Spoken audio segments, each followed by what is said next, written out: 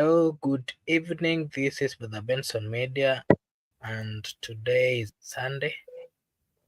We are blessed to have this opportunity to just continue with the conversations which we had started earlier. I'm joined by Mr. Miguda here. We'll also say hi before he comes. Allow me to remind our viewers that if you're watching us for the first time, kindly like and subscribe to the channel because if you do so, it is a way of supporting us and we'll really appreciate. You can also join us. We'll be sharing this link. If you want to give your opinion, you can also feel free. Join and give us your opinion. Mr. Miguda, you can also say hi before we continue.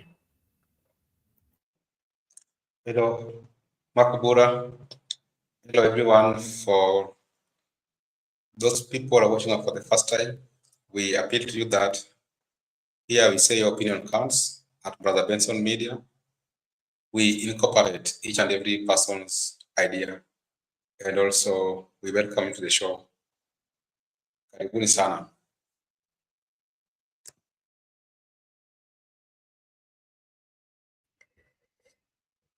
Okay, thank you. Thank you. Thank you. I don't know whether I'm clear enough. Miguda?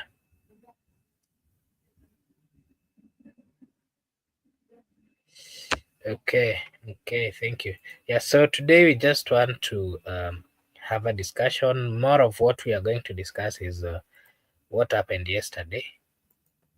There is a clip of CCTV which was produced yesterday, confirming a different conversation on what happened during the murder of Mwalimu Albert Ojwang, where the CCTV at Mbagathi Hospital was, whatever was in that CCTV was quite different with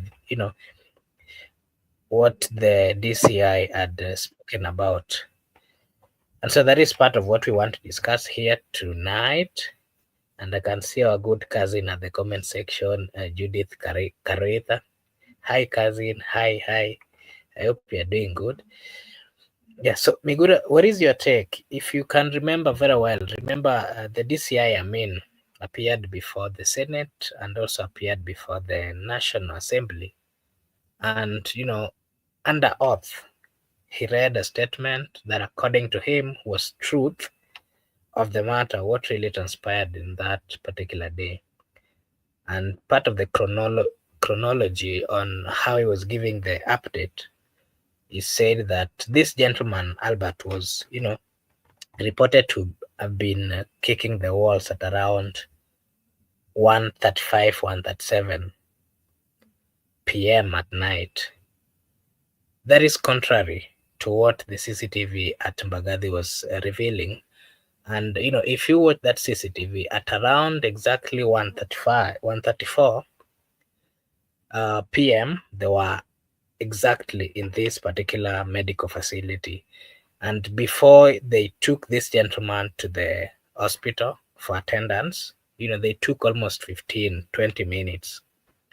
And something that was also not very clear is, if you watched that clip, is that the gentleman was behind, behind this pickup while the police officers were sitting in front. What does this say in terms of, what the law says, being that Amin gave a revelation of what is totally different from what is there? What is your take?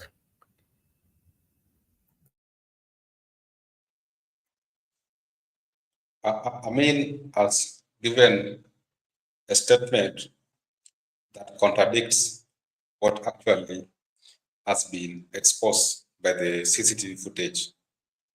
The CCTV footage has shown that actually the deceased, by that time, Amin was explained to the Senate and National Assembly that by that time the deceased was in the police cell. Actually, he wasn't there. He was being transferred to Bagadi Hospital. He was being transferred already dead because from the doctor's report, which has been documented, the status of the body was revealed that they received the body was cold, and they received a corpse, and he was brought in as a dead person. That is the report that reveals. So after he was brought in as a dead person, they have to ensure that when he was brought in as a dead person, so the report from the doctor actually revealed that he was killed before that time. So he was killed a bit earlier. He was killed a bit earlier, and now that is the report that we are going to rely on when we go to court of law. Those things which are being said by Amin are just misrepresentation of the facts. The facts are being misrepresented, and also the false information by the DCI. And all in all, they are doing what we call cover up. They are trying to cover up the situation, the scenario. I think that's what they're trying to do. They're trying to bring what we call cover up of the situation. Makobura, back to you. Let me attend to something here. Okay, thank you. Thank you so much. Something else that I'd want you to give a clarification on is, you know, if you watched this evening, there were so many things which the people of Kenya speaking about, and part of what happened, there was an interview that was done by the father of this gentleman and also the wife. I'm quite sure you saw it, and the father is still seeking for justice, as similar to the wife. And they're all saying that, of course, they can remember vividly what happened on that fateful day. They're narrating the whole story on how he was picked and how everything went through. We've seen quite a number of people being, arrested. Some of them are actually civilians. And, we are being told that part of the people who were arrested were, some convicts who are also in this particular station. My question to you is, with the call of justice, being requested by the father, by the entire, Kenyans, and also you saw the wife speaking there, you also saw the dad. Do you really think they're going for the real people who did this particular crime? Because the father is also calling for the resignation of one gentleman, the DIG. And at the same time, we've not seen any arrest or even any clarification on whether he has been, whether he's given his part of the story. What is your take on that, particular matter? Whether we are going to see, in this case, serious people being, arraigned to court on the same matter? You can give us your take on that before we get into the discussion of today, where the president himself was saying that he'll not hand over power. Yeah, so maybe you can give us your take on that, Adon, first. Thank you. I'm sorry for that. I was actually having some guests around, but they have left. Now I'm free. I just want to begin by saying that the family should be firm because there is cover-up going on by the state. Actually, the IPO is being covered up, the Senate is being covered up, Parliament is being covered up, and even the Bagadi are being covered up. The family need to be firm. They should abscond all the things that are being promised, like the county governor of Nairobi is promised them to cater for the funeral expenses. That is not enough. Even if people have come out to assist them to bury their son, or people have come out to assist them as a family to finish the task which was supposed to be done by the deceased. But we are still insisting that is not enough. The widow should come out firm, the father should come out firm, the mother should come out firm because we want justice. And the people who are being arrested, like we have said before, there are many people. Those are not enough.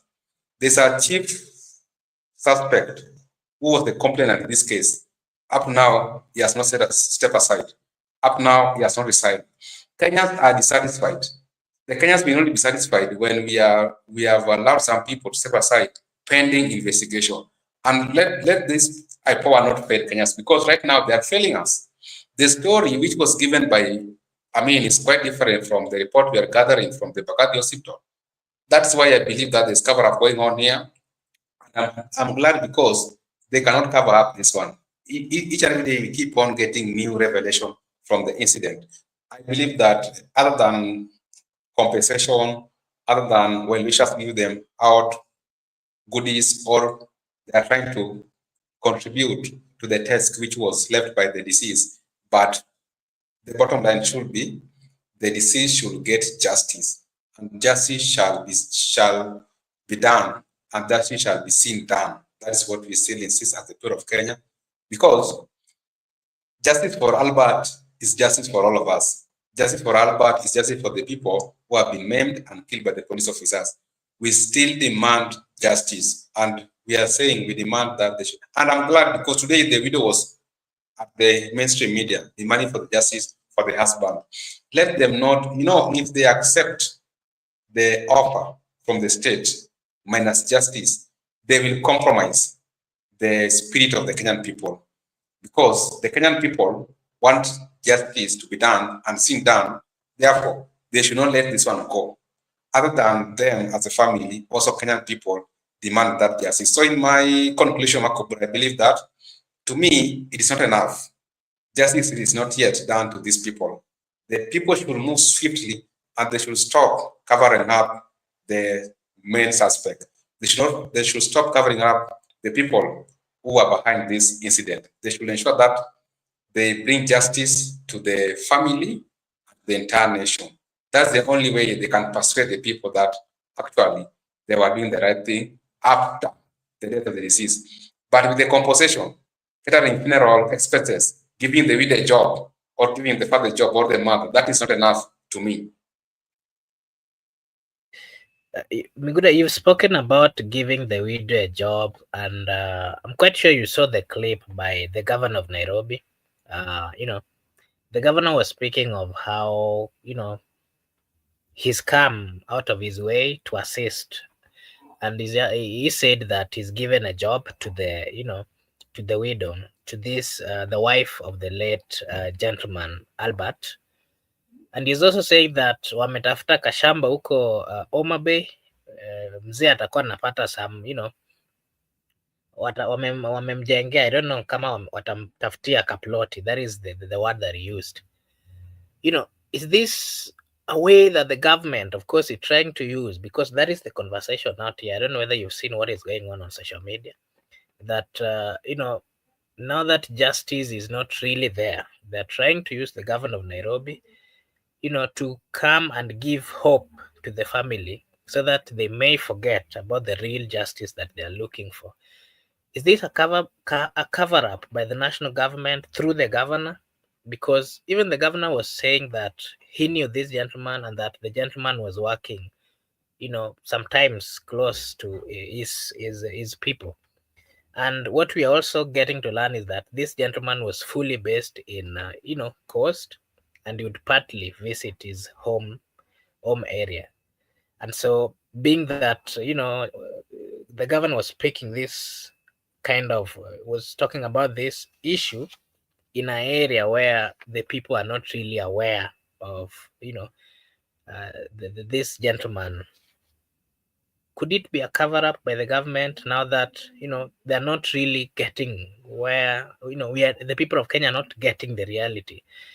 You can also give us your take on the comments of Sifuna. I don't know whether you saw Sifuna, who is the Secretary General of ODM. We also saw the Deputy Party Leader of ODM, that is Mr. Osotsi, who is also the Senator of Bungoma.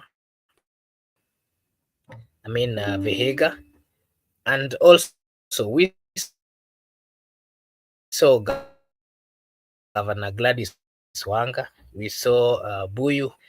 And we also saw the women rep of Kisumu also speaking about the same thing.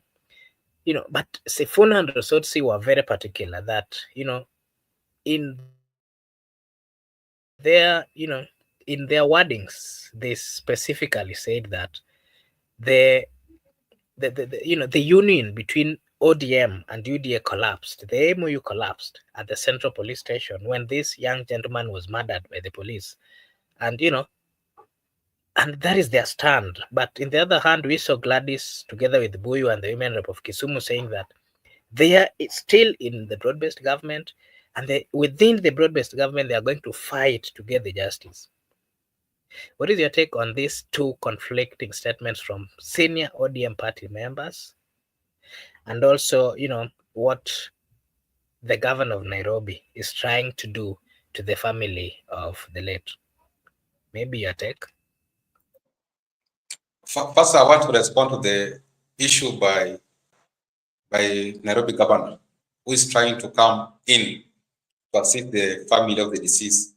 By one, trying to make it look like he's compensating the family in a manner that he has promised to purchase a parcel of land in Obey town to make, so I don't know if it's going to make for them affordable houses or not.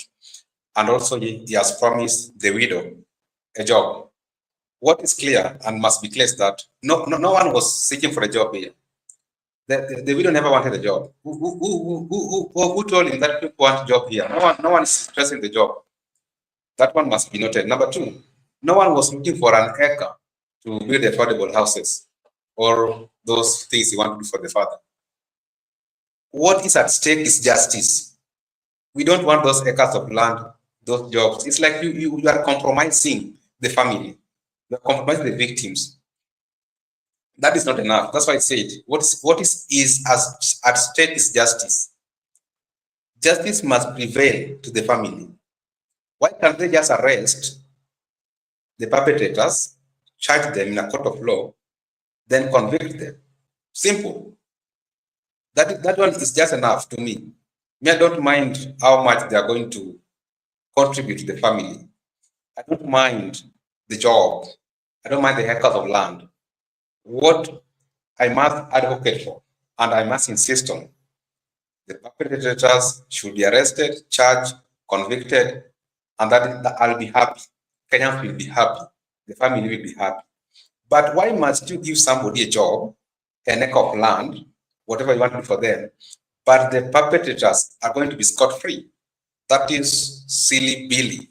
We don't want those things. We just want justice as Kenyan people. That one I think is just enough. Arrest them, charge them, convict them.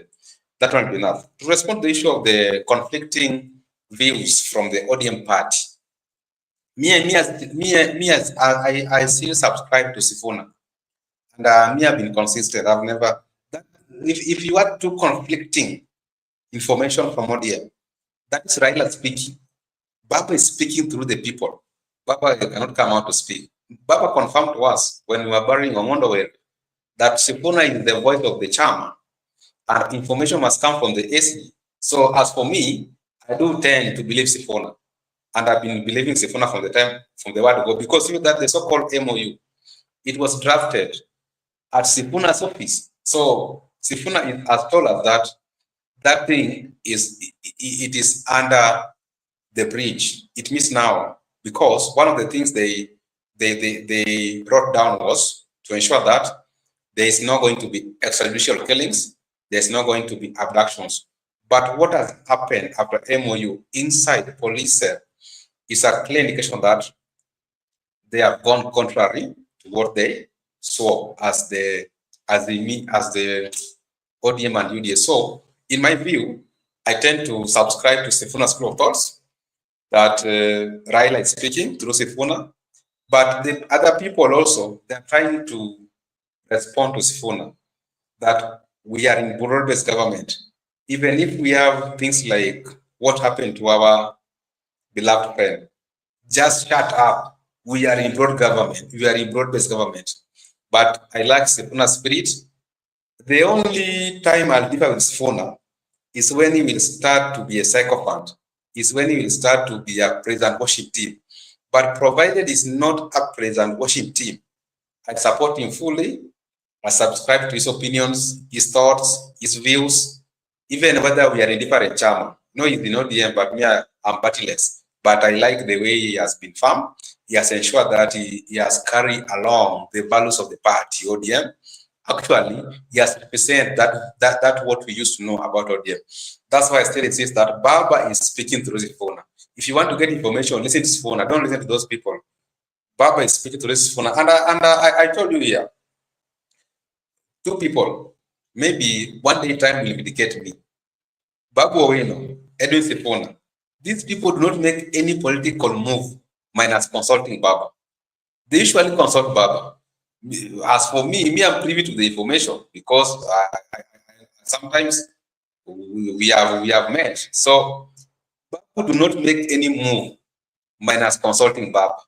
He's in opposition because Baba said so. He consulted Baba. Baba told him that you remain in opposition. That is why he is. Sifuna, before making any statement, he must call Baba.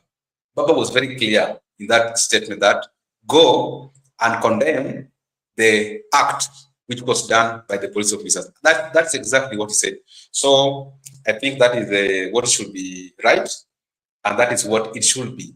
We should not celebrate when someone has been killed by police officers. We should not keep quiet when someone has been forced to die at early age.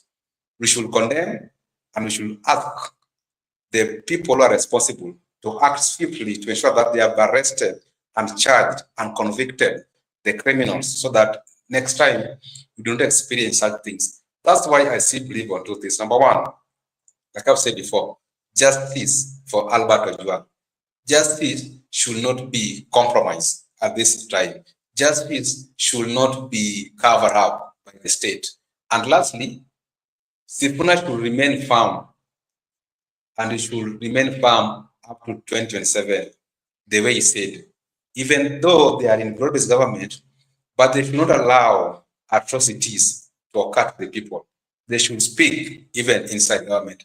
And let nobody lecture Sifuna, or let nobody tell Sifuna what to say or what to say. What is wrong is wrong, what is right is right. And that's what we call principality. That's why we still insist that justice is just enough. Buying lands, job, contribution, taking care of the funeral expenses, promising scholarship for the young kid, to me, it's not enough. Justice is just enough. Just give us justice, give us liberty, and we are just good to go. Okay, thank you. Thank you so much, Mr. Miguda. To our viewers, this is Brother Benson Media, and here we say that your opinion counts. If you're watching us for the first time, we kindly request you to just subscribe to the channel. It is a way of supporting us, and we'll really, really appreciate. Mr. Miguda, I'm still coming back to you. There has been consistent calls from the people of Kenya, and more of what they're saying is that the DIG should resign or he should step down so that he allows for the investigation, because according to the statements out there, he was the person who had accused this gentleman of having tarnished his name. And yesterday, I don't know if you saw what was happening. The majority of leaders from the Rift Valley, I saw the governor of Nandi, the governor of Elgeyo. I saw the member of parliament of quite a number of members of parliament, and they were saying that this is a target. They are being targeted as, members of the Rift Valley region, to an extent that if one of them is holding a top, government office, they are not, there's a group of people, according to them, who are not happy with that. And the question that I'm asking you tonight, Mr. Miguda, do you really think these leaders are genuine when they're coming up with this call to say that, you are fighting us, you are fighting one of us, just because he's coming from our region, you want him to resign just because he's holding one of the biggest positions within this government?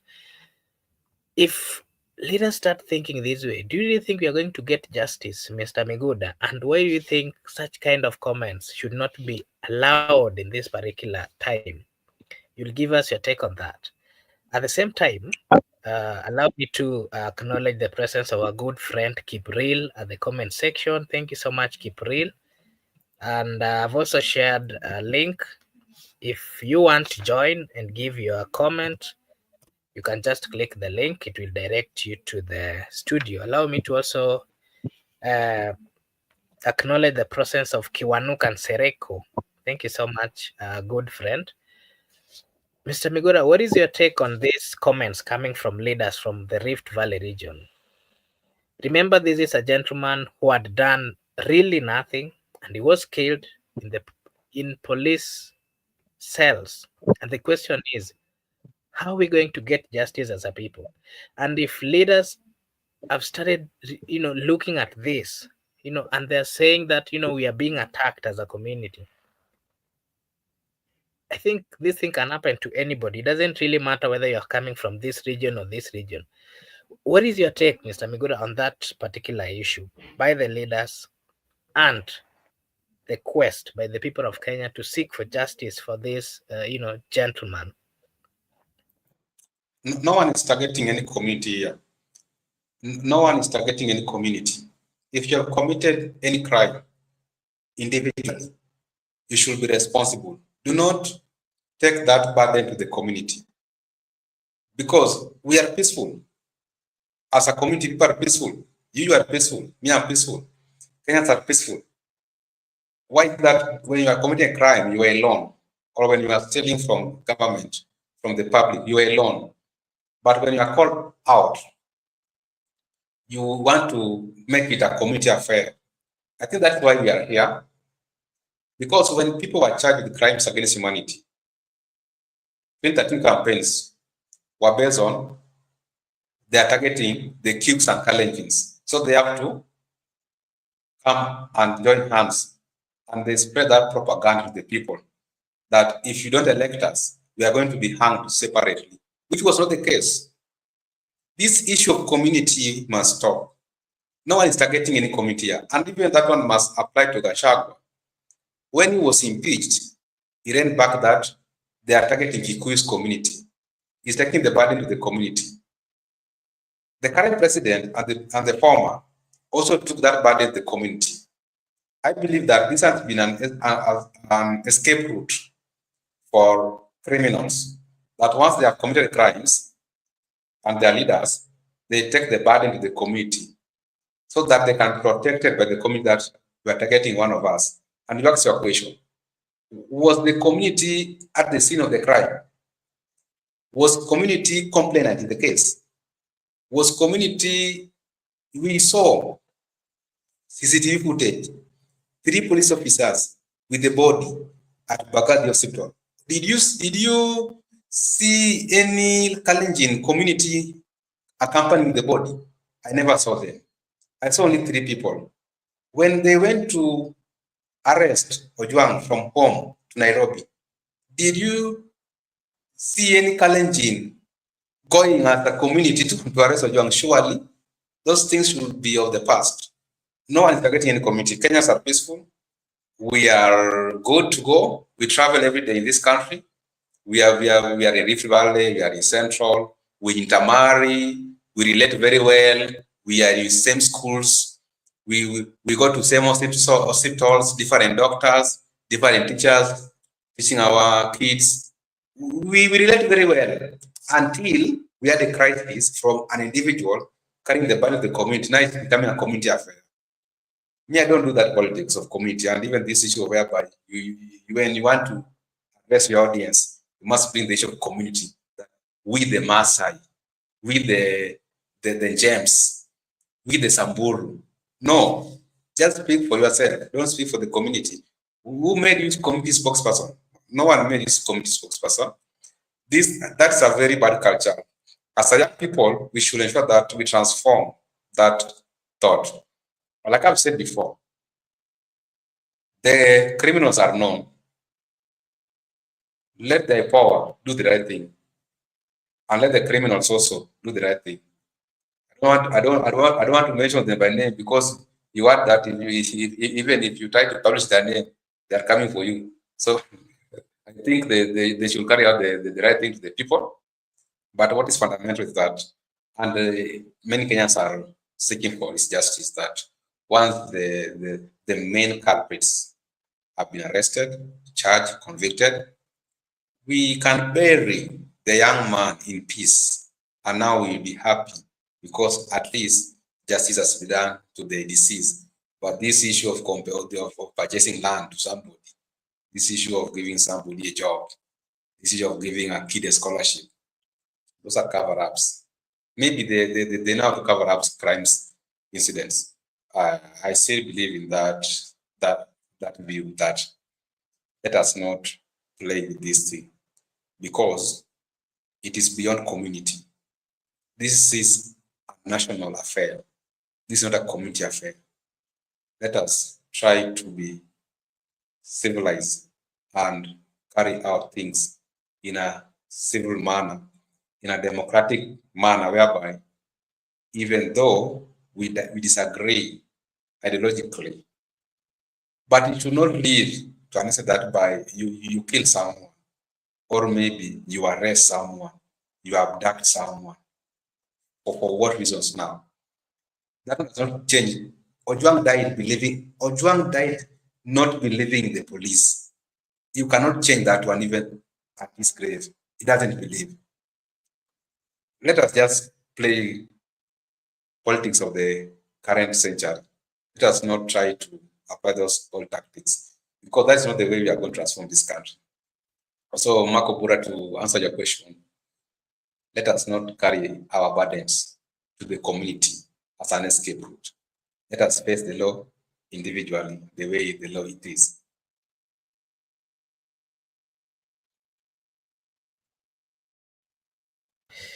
Okay, thank you. I totally also agree with you because we've seen instances where leaders get into corrupt dealings, they do things contrary to what the constitution say, but then the moment that they are facing the full, what is there in the law, they start complaining and then they start regrouping and rebranding and saying that because I'm coming from this community, now you're targeting me. But one thing that the people of Kenya have not always seen is, for example, if a leader comes and then gets into corrupt dealings, part of the corrupt dealings, whatever they do it for themselves and their family. They don't do it on behalf of the community. They don't do it to benefit the community. So I've never really understood why, our leaders, the leaders that we do have in Kenya, they've always taken this advantage that they come to the limelight, public life. Positions, they are given positions, they misuse power, they misuse positions, they take a lot of money from the people, get into corrupt dealings, and then they come back. Now, when they're facing, the laws, they come back and then now they start telling the people that because I'm coming from this community, they're targeting me. They are forgetting that when they were getting into corrupt dealings, those money or all those properties that they acquired, those things are written in their name or they were transferred into their specific names. So it is one thing that I think we need to look at as a people of Kenya. We need to wake up in terms of what we accept and what we listen to, especially to the leaders. We have leaders who are very great, leaders who are not really respectful. They're not respecting the society. They're not respecting the people of Kenya.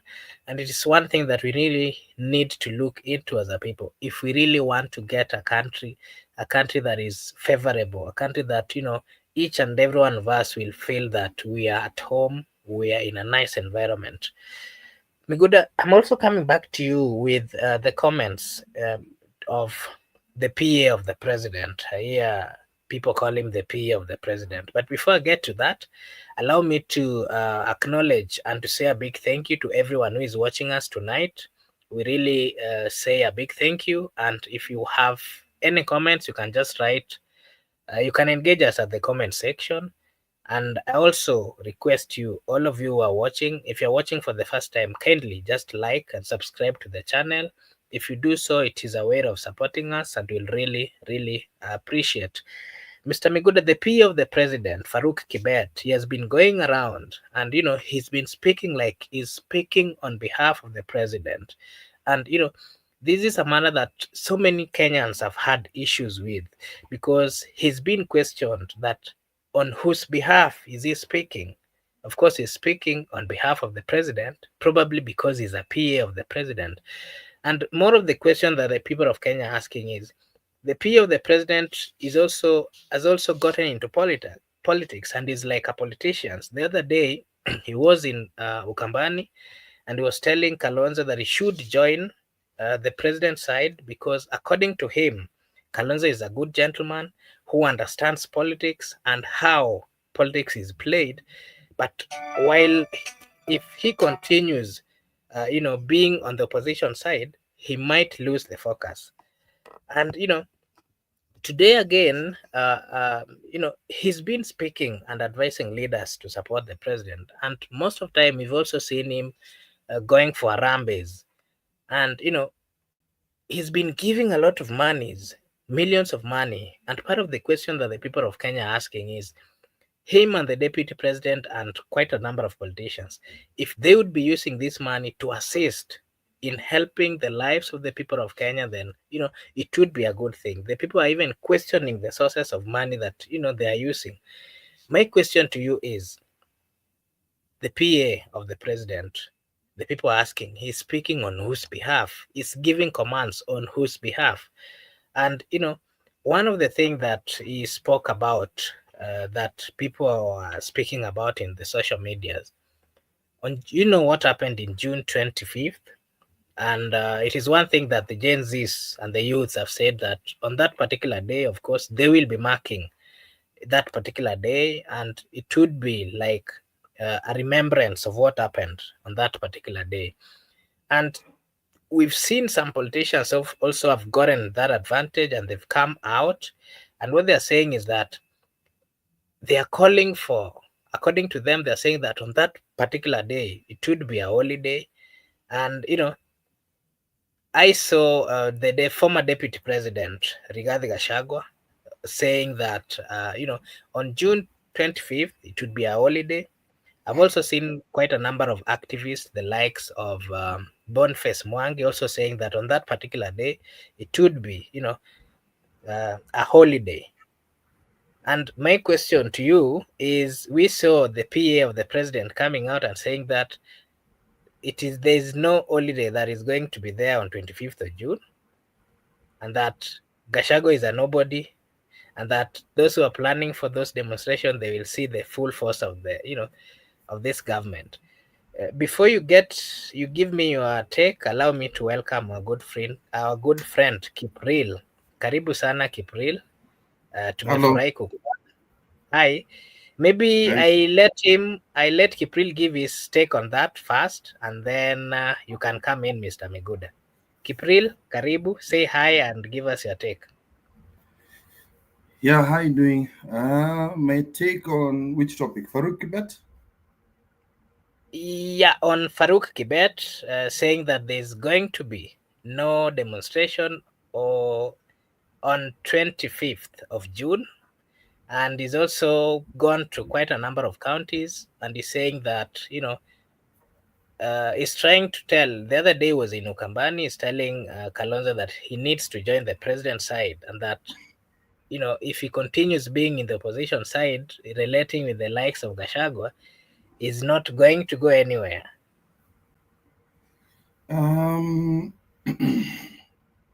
Farouk is from Tarbo. And yeah, he's been Ruto's not my president. I'll never call him president, unfortunately. The one fool called Raila Molo Odinga is my president. That is the guy that I would call my president, and he's a fool. Because it looks like we wanted that seat for him more than he wanted it for us. Yeah, we believed in him. But anyway, that's besides the point. So Farouk has always been the PA of Ruto for years, and he's always been the henchman of Ruto. but he's never held any political affinities, similar to what GACHAGUA was to Uhuru Kenyatta. GACHAGUA used to be the personal assistant of Uhuru until he was given the green light by Uhuru to run. And I think Ruto has given him the green light to run for a position. And he's targeting Turbo because he castigated there's a clip that he castigated the MP of Turbo in Eldoret, which is in Wasingishu, which is an area that is very close to Bungoma, Trans Nzoia, very close. So there's a very large Luya community there. We've intermarried. So the Nandis, Kayos have intermarried with the Luyas there. So there's a small community of both Kalenjins and Luyas there. So he understands that community, he understands both communities, and that's where he grew up. So that is what he's planning to do. Because when you hear his speech against the MP, it's a lot of nonsense. He's talking about she doesn't bring money from Nairobi. Who asked an MP to go bring money from Nairobi? Never asked an MP to go bring development to our regions. We've sent them to parliament to represent us, to making laws and bills that is to the advantage of the people that they come from. So it's a representative, because all of us cannot go to parliament. They are going there to tell us that, to tell all their peers that, okay, us as Kenyans, this is what we need to do, because people from my region would like us to put more money into roads, or we put more money. They're not even supposed to touch money, because CDF for me is absolutely garbage. It's useless. So Farouk for me, he's just going for political aspirations and has been given the green light. So him moving around is just the affinity to present himself now, like from working in the background, now presenting him forward. Actually, he's the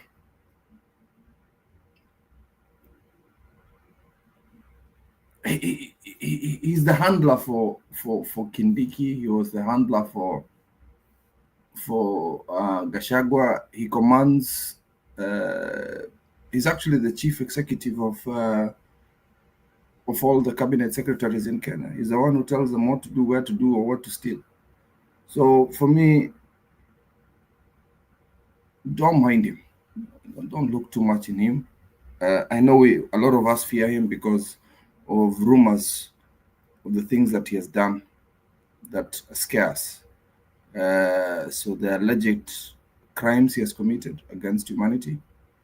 A lot of scary stories. There's rumors that he's part of him and Lagat and Sudi are part of a parallel police force of interior and security apparatus of the country. So that is why Lagat is also very difficult to get rid of. They've done a lot of dirty work. So so allegedly, just forget about it. As for Kalonzo, a lot of people are relying on him. He's very slippery. The only thing that is holding him back is the fact that Raila is already there.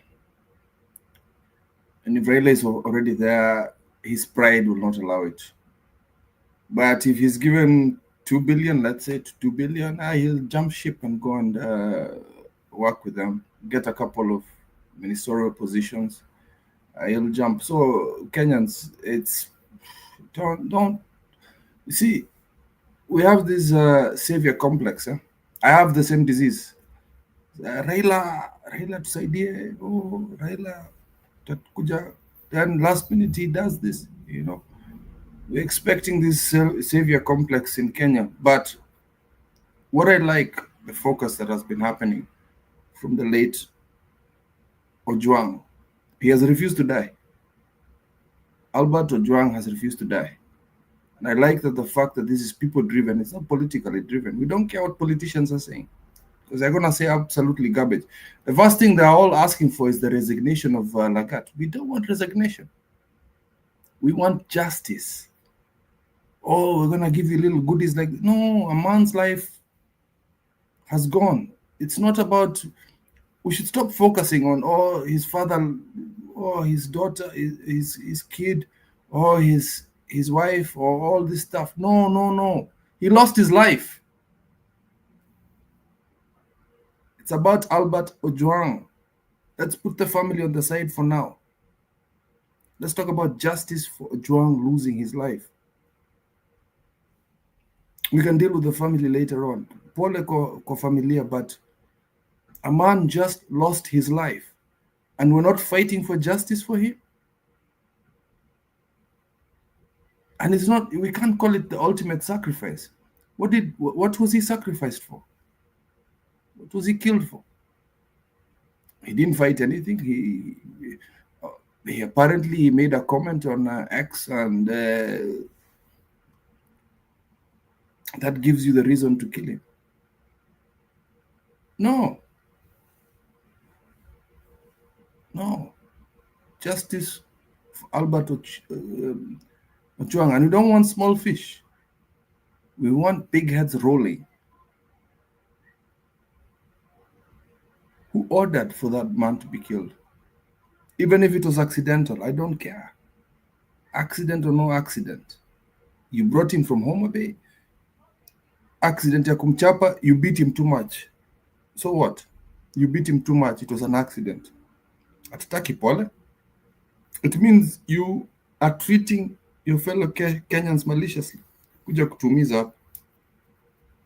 So for me, justice for Ojwang. Plain and simple. I don't want anything else. I don't want to hear about school fees for the child. I don't want to hear about land. I don't want to hear compensation to the father. No. Right now, that's a Kenyan citizen that lost their life. Yes, I feel sorry for the family. I feel sorry for the father. But right now, a man is dead. What are we going to do that this doesn't happen again? I'll tell you the truth. Mi naogopa, siwezi panda kwa gari ya... I will not go peacefully. Because I know for a fact, maybe I will not come out alive. So you tell me, oh, police is coming to arrest me, I will fight hata nitatoa kisu.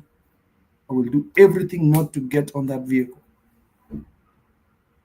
Because it's gotten to that point that as Kenyans, we have to defend ourselves. We can't just utajichukua tu kwa slaughterhouse uchinjwe hivyo yani, because he left at his own accord. He did not resist.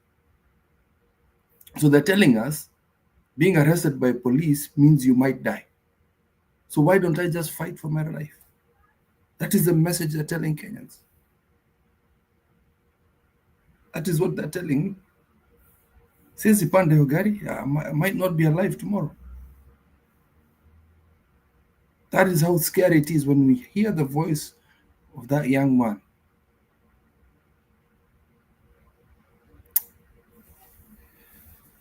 Yeah, anyway, that's my little contribution. Thank you. Okay, thank you. I'll come back to you in a while. Miguda, what is your take on the PA of the president? His remarks. What can you say about it? About the remarks, and also saying that Mambo na holiday on 25th June is a no-go zone. And I think there's the same sentiments. I had Didmas Baraza also saying that the only person who can call for a holiday, according to him, is Raila Amolo Odinga. Gachagua is a nobody, according to him. And not just Gachagua, even the people who are planning to have the demos on 25th to mark the Gen Z's, protest. Miguda?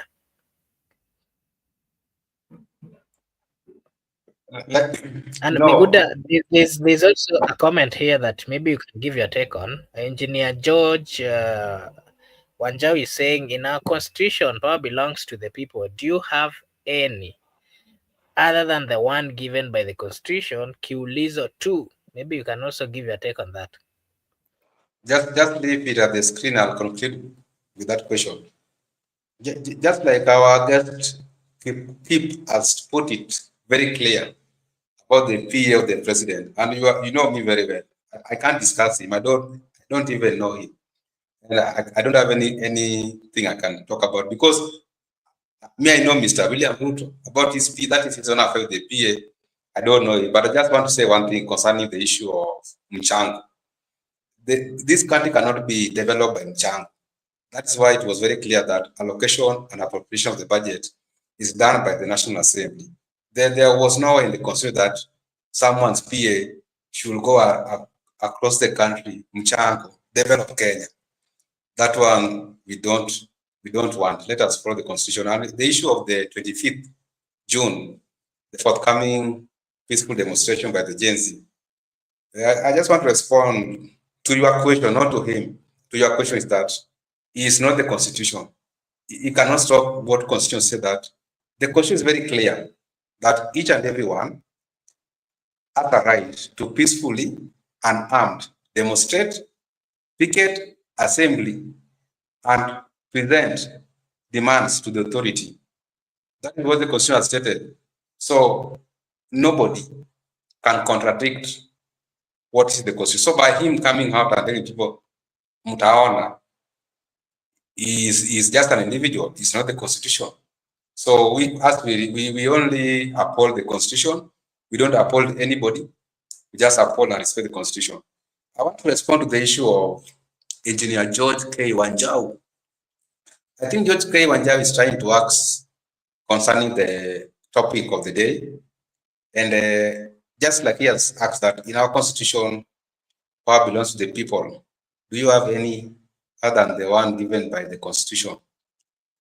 That's very true because the sovereign power, the people are the sovereign, we the people, we have that sovereign power.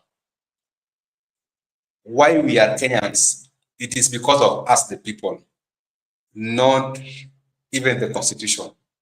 In fact, we come first. We the people were here before constitution. Constitution came in 2010, but Kenya was there. Even before the colonial period, there was Kenyan, there were people. Kikuyus were there, Luos were there, Kalenjins were there, Maasais were there.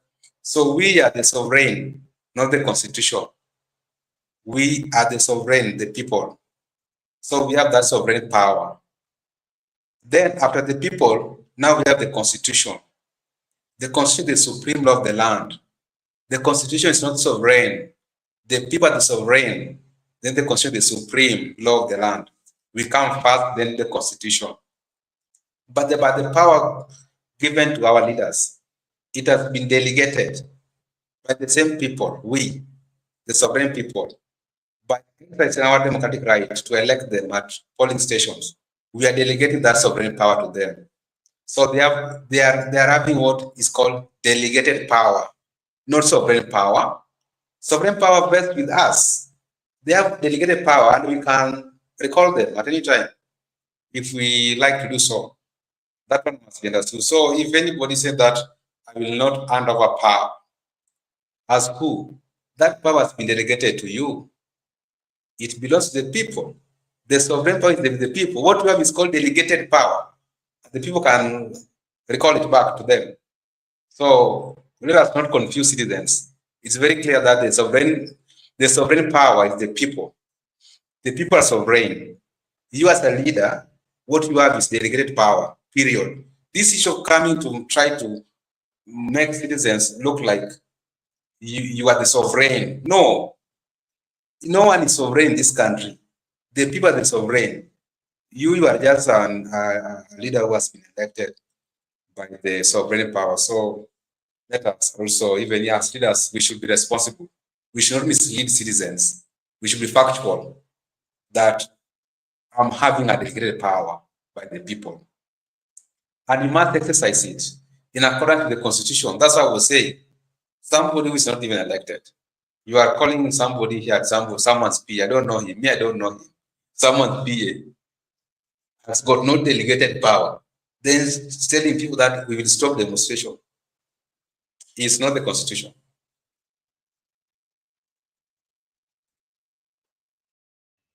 Okay, thank you, Mr. Miguda. To our viewers, if you're watching us for the first time, kindly just like and subscribe to the channel. If you do so, it is a way of supporting us, and we will really appreciate.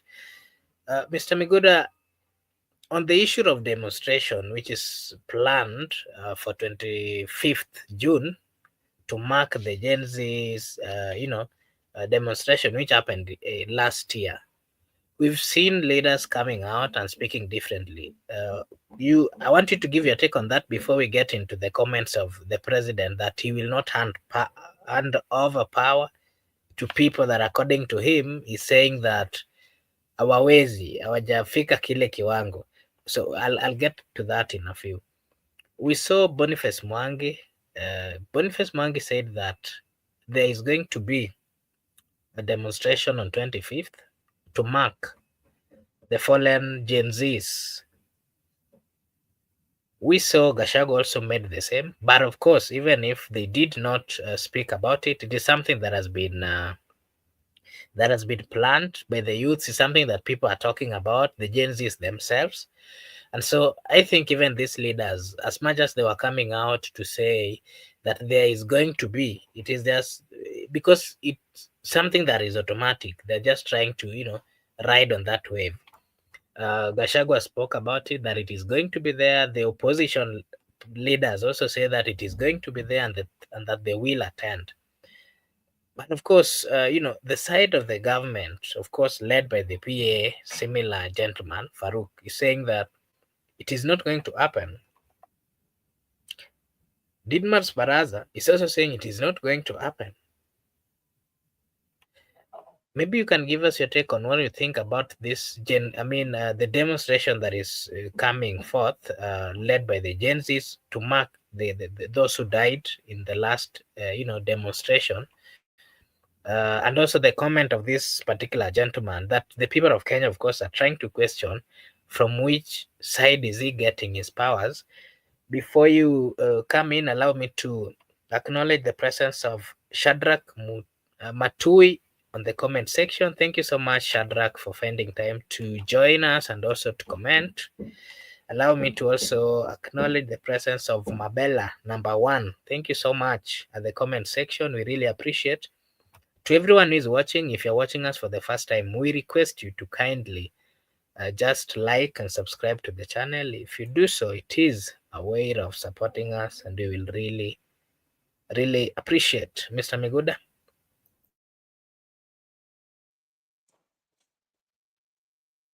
From time immemorial, before any demonstrations, there have been threats. Each and every demonstration, people have been threatened that there will be no demonstration. Try to come out, but people have come out. People came out. So just if you come out to threaten people not to come out, people, those of you who want to go to demonstrate, we just go. I don't think just mere threats will stop people from demonstrating, because even Raila was being threatened. People have been threatened in this country, but they usually come out to demonstrate. I think anybody want to exercise his democratic right in accordance with the law should be given that time to do so. And we said that even when we are going to demonstration, those people will be going for demonstrations. We cannot stop them from going demonstration, and nobody can stop you to demonstrate. You have that right to demonstrate, to assemble, and also to picket peacefully and unarmed. But we also condemn those people who are destroying properties. We condemn those people who are provoking police officers, and also police officers should stop rioting against the civilians. We should ensure that it is peaceful. No one can stop peaceful demonstration. That's what I'm trying to say. People will demonstrate every day, peaceful, unarmed, picket, assembly, then they will go home. What is wrong by people just walking and singing, then around 6 p.m., people are just going back to their homes? Is that an offense? That's an offense. So I still believe that those people who want to demonstrate, or those people demonstrating, they will just come out, they will demonstrate, and no human being can stop that one. It can only be stopped by the Constitution. And the current update I have is that each and every person has a right to peacefully assemble, demonstrate, picket, and also present relevant demands to relevant authority. That one can happen. Do not worry about people who are saying that you cannot demonstrate. But in most cases, you find out that when civilians are demonstrating, two things do happen. Number one, the police officers usually start rioting against the civilians. I don't know they're getting instruction from who. We will know one day. Number two, you find out that there are those pro status quo. They usually plan counter. They usually, other than infiltrating the demonstration, they counter demonstration by one, they vandalize properties, they burn cars, then they want to put that burden to the peaceful demonstrators. I don't think any demonstrator can burn a vehicle. I don't think any demonstrator can destroy property. If anybody burn a vehicle or destroy properties, or anybody decided to break into people's shop, that person should be treated as a criminal. And it should be distinct very clearly that there are demonstrators and there are thugs. The thugs are not demonstrators. Thugs will be dealt with as thugs. Those people who broke those shops, they should be arrested and arraigned into court. The people who burned those vehicles should be arrested and arraigned into court. The people who are destroying properties, those people who destroy those city, county, whatever, the dustbins, should be arrested. We have the cameras. But the people who are demonstrating peacefully should not be touched. That's what we have been saying. You must separate the demonstrators and criminals. And that's why we need police officers when people are demonstrating. They should be present. Their presence is very significant because they are going to enable us to identify thugs and citizens who are peacefully demonstrating. That's why we need them. And we are also urging those people who want to demonstrate. Do not provoke the police. Police officers, do not interfere with the peaceful demonstrators. Your work is very simple. Guide peaceful demonstrators where they should follow, what they should do. And those people who are trying to infiltrate demonstration, those thugs, those who are destroying properties, those who are stealing people's phones, those who are stealing people's shop, they should be arrested because we have vehicles all over the city. You arrest them, put them into your vehicles to the police station, and then you can present them to the court. But the peaceful demonstrators should be allowed to demonstrate peacefully, and when they are tired, they just board their vehicles or matatus, they go back to their homes. But in this issue of shooting direct to civilians, using live rounds, tear gassing them, using water cannons, you are going to disturb people and you are bringing more commotions. Just try to be a little bit civil, the police officers, and we are appealing to you people that those people who are planned to go for demonstration, kindly identify thugs amongst you. Those people who want to interfere with the demonstration should be even arrested by civilians and handed over to the police officers. Because it's very clear, people must be peaceful, people must be unarmed, and people must not destroy any property, because those properties does not belong to the state, they belong to us. Some of our parents are having properties within the CBD. So do not destroy your fellow citizens' property. Do not steal from your fellow citizens. That's why we are saying we have to distinguish a thief and a peaceful demonstrator. Therefore, those people who are infiltrating should be arrested. Lastly, you find out also there are some leaders in this country, politicians, who are sponsoring counter protesters. They are sponsoring some people to counter the protesters. And even they are coming out to speak that we are going to stop demonstration. As who? You cannot stop what Constitution has given Kenyans. So people can just protest, and there should be, what should be fundamental is that we should ensure that we know the real protesters and thugs and criminals, and police officers must be present significantly to assist people. And also the people, after people have demonstrated peacefully and they have been heard, they just walk back home. They should not interfere with anyone's property, because we should not be our brothers' enemies, because we need each other. The common enemy we are fighting here is injustice. The common enemy we are fighting here is extrajudicial killing. The common enemy we are fighting here is abductions. The common enemy we are fighting is corruption, bad governance. We are not fighting anybody. No one is at war with anybody. No one is at war with Mr. William Ruto. No one is at war with, people are at war with bad governance, corruption, extrajudicial killing, abduction, injustice. That's why we still require people to also carry out themselves in accordance with the provision, peaceful and unarmed.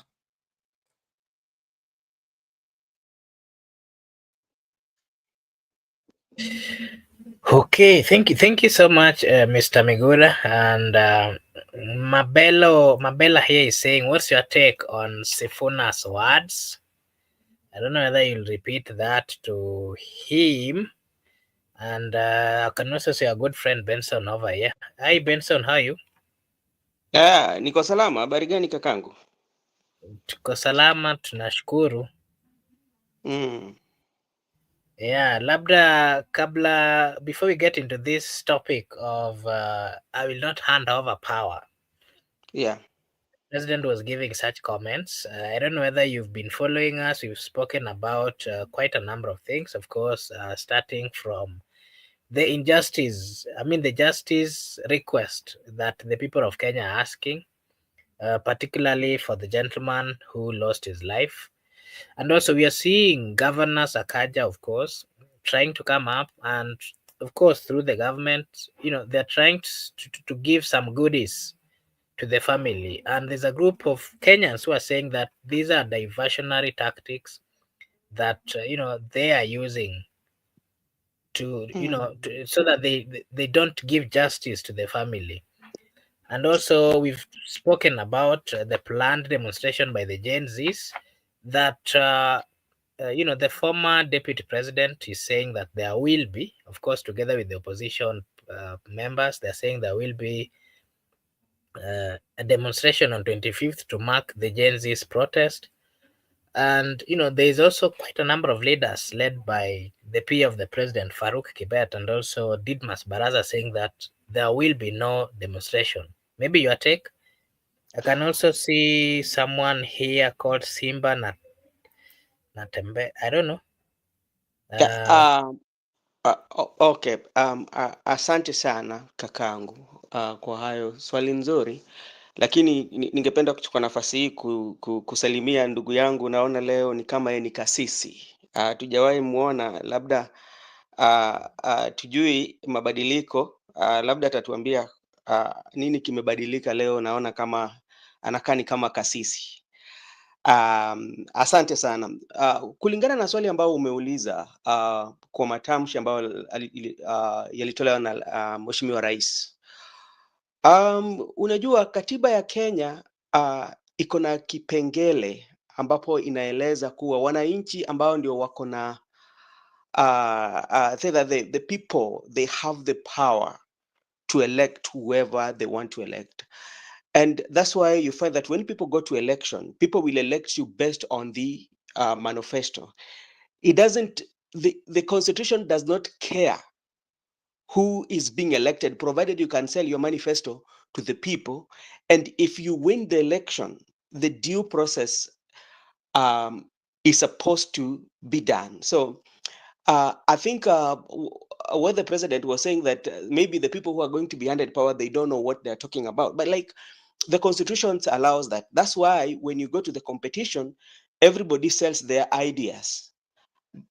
Baada ya wewe kushinda uchaguzi, hapo ndio sasa utakuwa unapatiwa mamlaka, ama utakuwa unapatiwa ile nguvu ya kuongoza nchi. Sasa hiyo harakati ya kuongoza nchi ndio sasa watu watajua kwamba wewe mwenyewe ulikuwa unajua kuongoza ama wewe mwenyewe haukukuwa unajua. Tutajua baada wewe kushinda uchaguzi na ufanye matendo. Kama saizi kwa mfano tu, wakati ambapo watu walikuwa wanaenda uchaguzi, ile uchaguzi uliopita, tulikuwa na Mheshimiwa Raila Amolo Odinga na Mheshimiwa Rais, na wote walishindana kwa hoja, na ikatokea kwamba rais Mheshimiwa William Ruto ameshinda. Sasa unajua, kwa takriban tuseme kwamba siku zake 1000 ambayo amekuwa kwa ofisi, Wakenya ndio wako na uamuzi sasa kutoa. Wanaweza sema kwamba amefanya kazi mzuri, watakuwa naangalia kazi ambazo wao wamefanya ama zile ambazo hajafanya. So Wakenya ndio sasa wataamua, lakini sidhani kama watu walikuwa wamemchagua kwamba yeye ajui, kwa sababu sasa kuna watu ambao hawaridhishi na uongozi wake na pia kuna wale ambao wanaridhishwa na uongozi wake. So hapo naye labda ilikuwa tu ni matamshi tu ya kisiasa tu, lakini katiba yetu iko na kipengele ambayo inapatiana wananchi wenyewe fursa kuchagua yule mtu ambaye wanampenda. Hiyo ni swali langu nimejibu hilo. Benson, on the same matter, maybe before you give more explanation on that, yeah. What does that tell you as a country? Remember, we are in a democratic country, and those are comments coming from a president of the Republic of Kenya, a president who was elected, of course, amidst so many problems and issues with his former boss. And, you know, these are part of words that came in the other government. And, you know, ilisemekana ya kwamba hawatampea hiyo hata kama mtu atashinda, lakini ilifika wakati ambapo alishinda na ikabidi apewe mbele ya, you know, before the people of Kenya, and of course the due diligence was followed. My question to you is, remember, these are words coming from the president, and is also going to contest for this particular seat. What does that tell? You know, what kind of message is he sending to the people of Kenya and also to those in the opposition side? Unajua siasa ni hisia, na pia utaangalia alikuwepo wapi wakati ambapo alisema mambo kama hayo. Yeah? Sasa unajua siasa ni hisia na ni ile kucheza na hisia za wananchi. Rais mwenyewe ni mtu ambaye amezungukwa na wale ambao wanajua sheria, na hata yeye mwenyewe anajua sheria kwamba nchi yetu ni nchi ambayo inafuata sheria, na hiyo alikuwa anazungumza kwa hafla ya siasa. Pale kulikuwa ni ya siasa, lazima pia sasa uangalie ndio walikuwa wapi.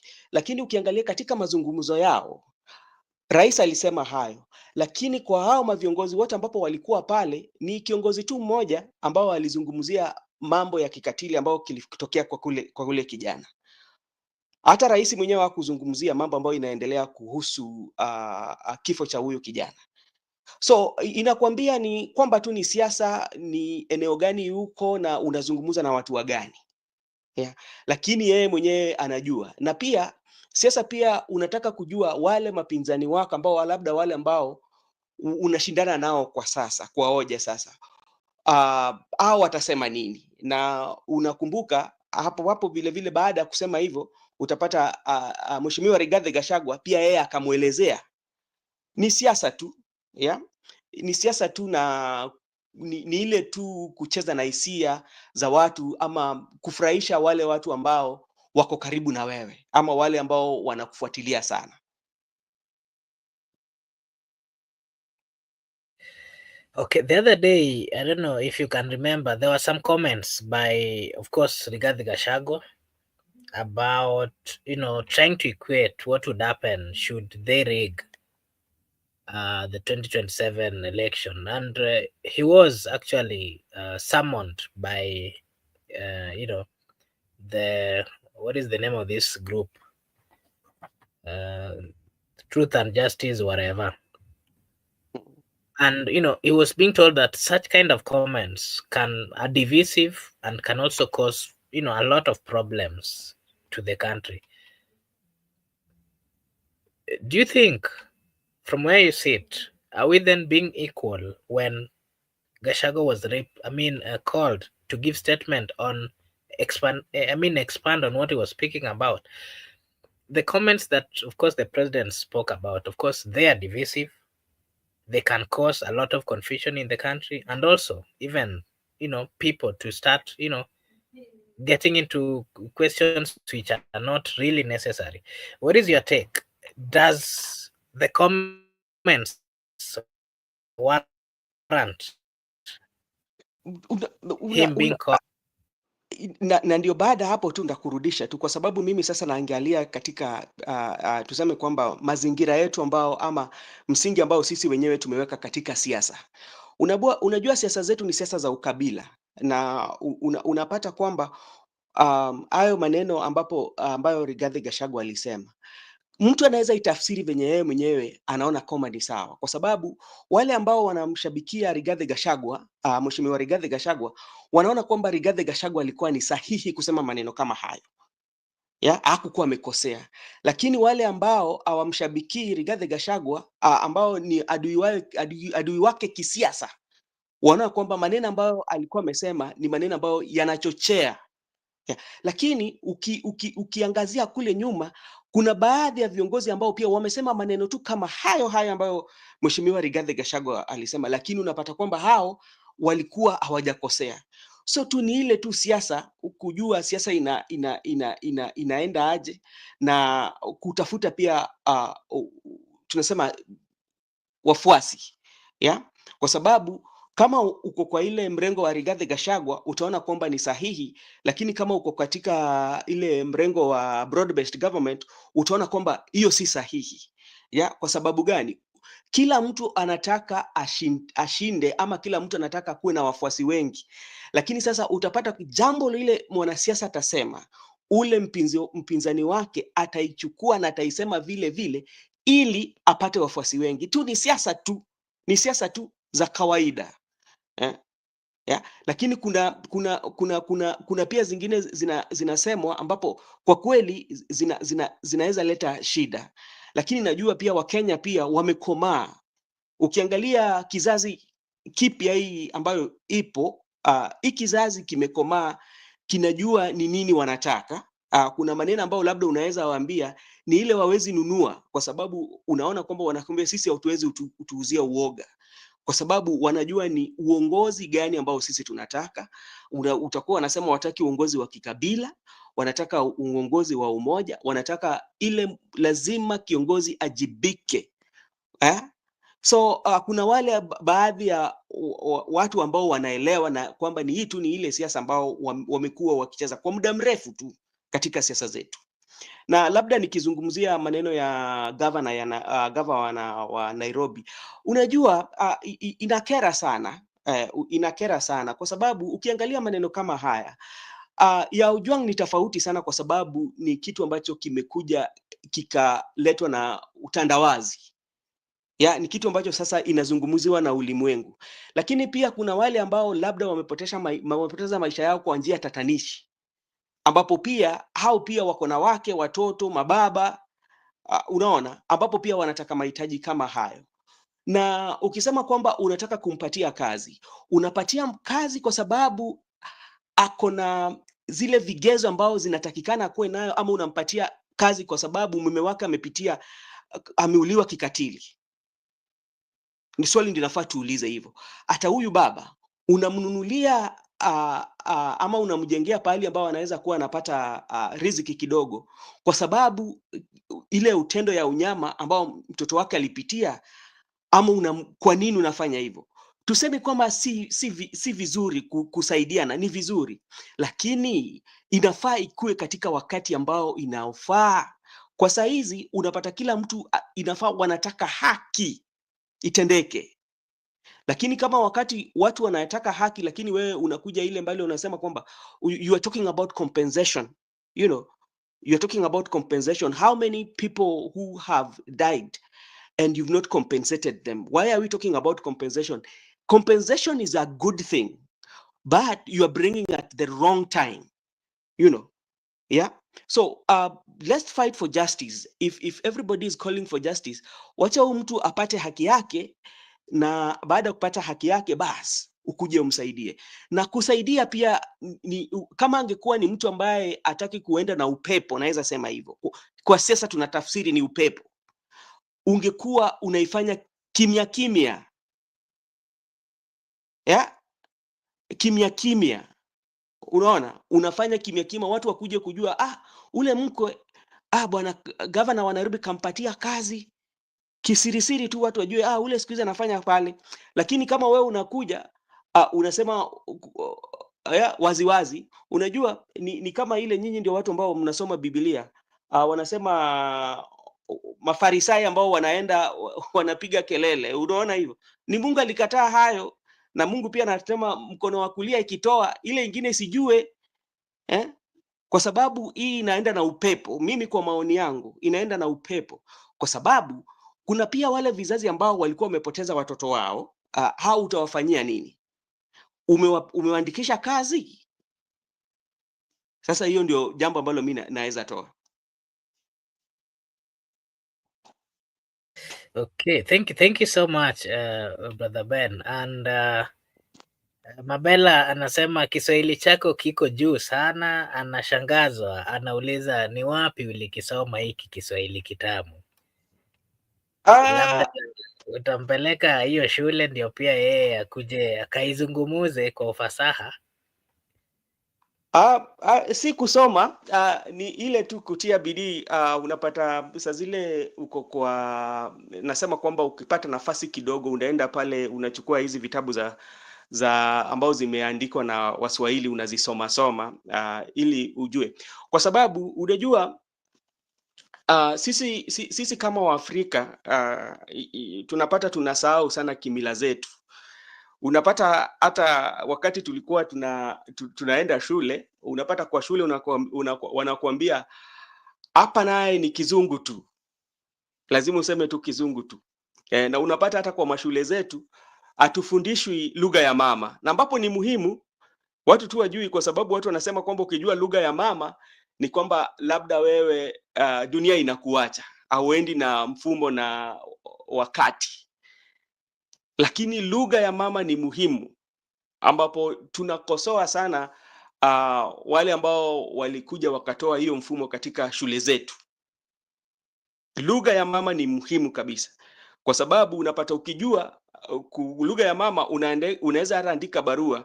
Mimi nakumbuka wakati tukiwa wadogo, nikaona wazazi wetu na madugu zetu ambao walikuwa wamezaliwa mbele yetu, yani kimiaka, walikuwa wanajua kuandika barua kwa lugha ya mama vizuri tu, lugha ama barua ya mapenzi kwa lugha yenu, ambapo saizi inakuwa ni nadra sana kwa watoto wa saizi kuandika. You know, we are at a point where, for example, you've seen GACHAGUA most of time trying to address his community from using his mother tongue, and he's always been labeled as a tribal leader.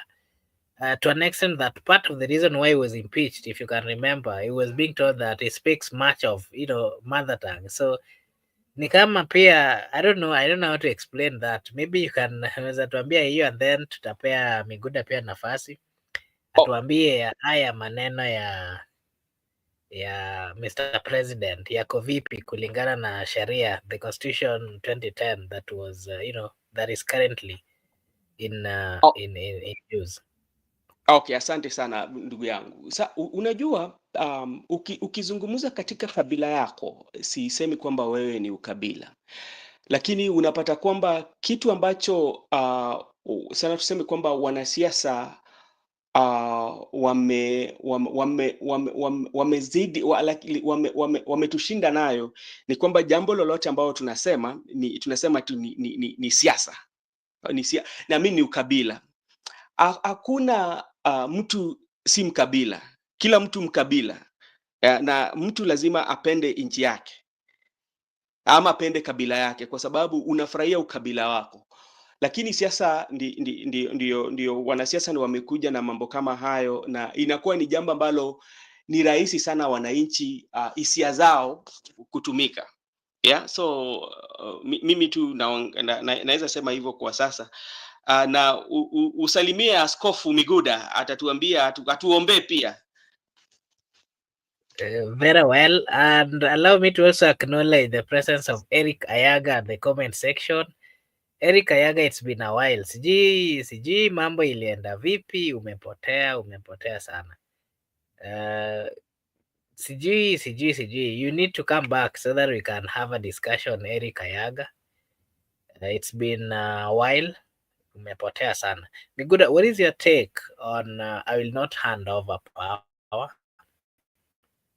sitawapea hawa wenye unaona hawa. What is your take on that? Before I delve into your question, first let me acknowledge the presence of Eric Ayaga. Eric Ayaga has been one of us, and actually is a good comrade, and I like him because Eric Ayaga understands how to swim in this complicated Kenyan politics, and that's how it should be. But for the information, Eric Ayaga has been outside the country from the intelligence I've receiving.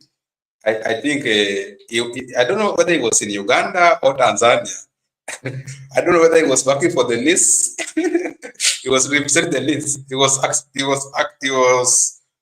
representing the NIS abroad. Maybe that one, because actually, Marco Bura, for the information, some of our good friends here are agents of NIS. Oh, we welcome them to the show, and we also encourage them to report correct information to the head of state, that what is correct. Let them not mislead the head of state. So, my NIS agents, welcome to the show. Brother Benson, also, today I went somewhere, so that's why I was presiding over a certain mass in quote. So I have to put it like a scope, but of course, we can even do that work when the right time comes. Mr. President talked about the issue of I will not hand over power to anybody. In my own interpretation, I believe that is, I don't know, maybe he wanted to get a response from the people, or he was just speaking for him to get information from the people, or it could be diversionary tactics so that people can focus on 2027 and handing over power, other than what it has stake right now. Albert Ojwang should get justice because he's the president, he's privy to information. He has been briefed that the issue of Ojwang is not an easy issue. Therefore, try to change that by introducing the discussion about 2027. So when people are going to respond to him about not handing over power, you want to erase the issue of Albert Ojwang. But we can say, Mr. President, we are very sorry. We will only rest when we will see justice done to the deceased, and it should be done. That is what will make us to stop talking about it. But without any justice, it will keep on coming. And also, you have seen very clearly that Ojwang has refused to die. Each and every time we are getting very new information from different people. And also, we are appealing to the University of Nairobi to review their system, because you understand that University of Nairobi is opposite Central Police Station, and they can even have this. If the CCTV footage for the Central Police Station was destroyed or deleted, we can use those one for the University of Nairobi, so that we can see how he was brought to the Central Police Station, or maybe he was never brought to police station. I think you want to divert our attention to now focus on him at 2027, so that we should stop discussing about justice for Ojwang. But of course, we will speak, and we have also rubbished those compensation from Sakaja, those jobs, those acres of land. We just want justice, very simple. Arrest the culprits, charge them, convict them. Kenyans will be at peace. And also, if you look at another angle, I will not hand over power. The roles and functions of presidents are well defined in the Constitution. And we understand them, and no one is even interested to articulate them. It has his capacity to articulate those roles and functions. But the role of power is vested to the people. It is the people who elect, not president. He cannot elect. If people voted you out, you have to go. You have no option. You will go. So you cannot cling to power because you cannot hand over power. Even you, Uhuru promised not to hand over power to you, but he handed over because the people speak at the ballot. When the people will speak at the ballot that you are going home, you will go. Because you cannot say that people cannot run the country without experience. How do you know? Why can't you give somebody a chance? Even Marco Bura can be given a chance. He can run the country. Not that you are the only person who can run the country.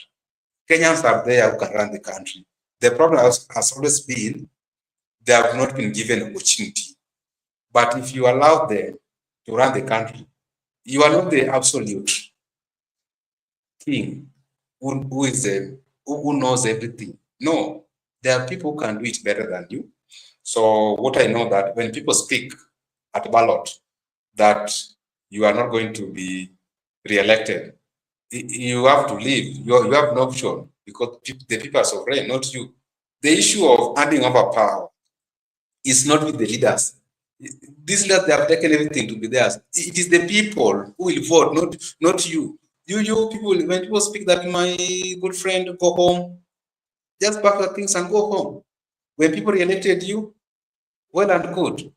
But this issue of I will not hand over power, I just still believe they want to divert our attention that let us focus on 2027, let us focus on handing over Mr.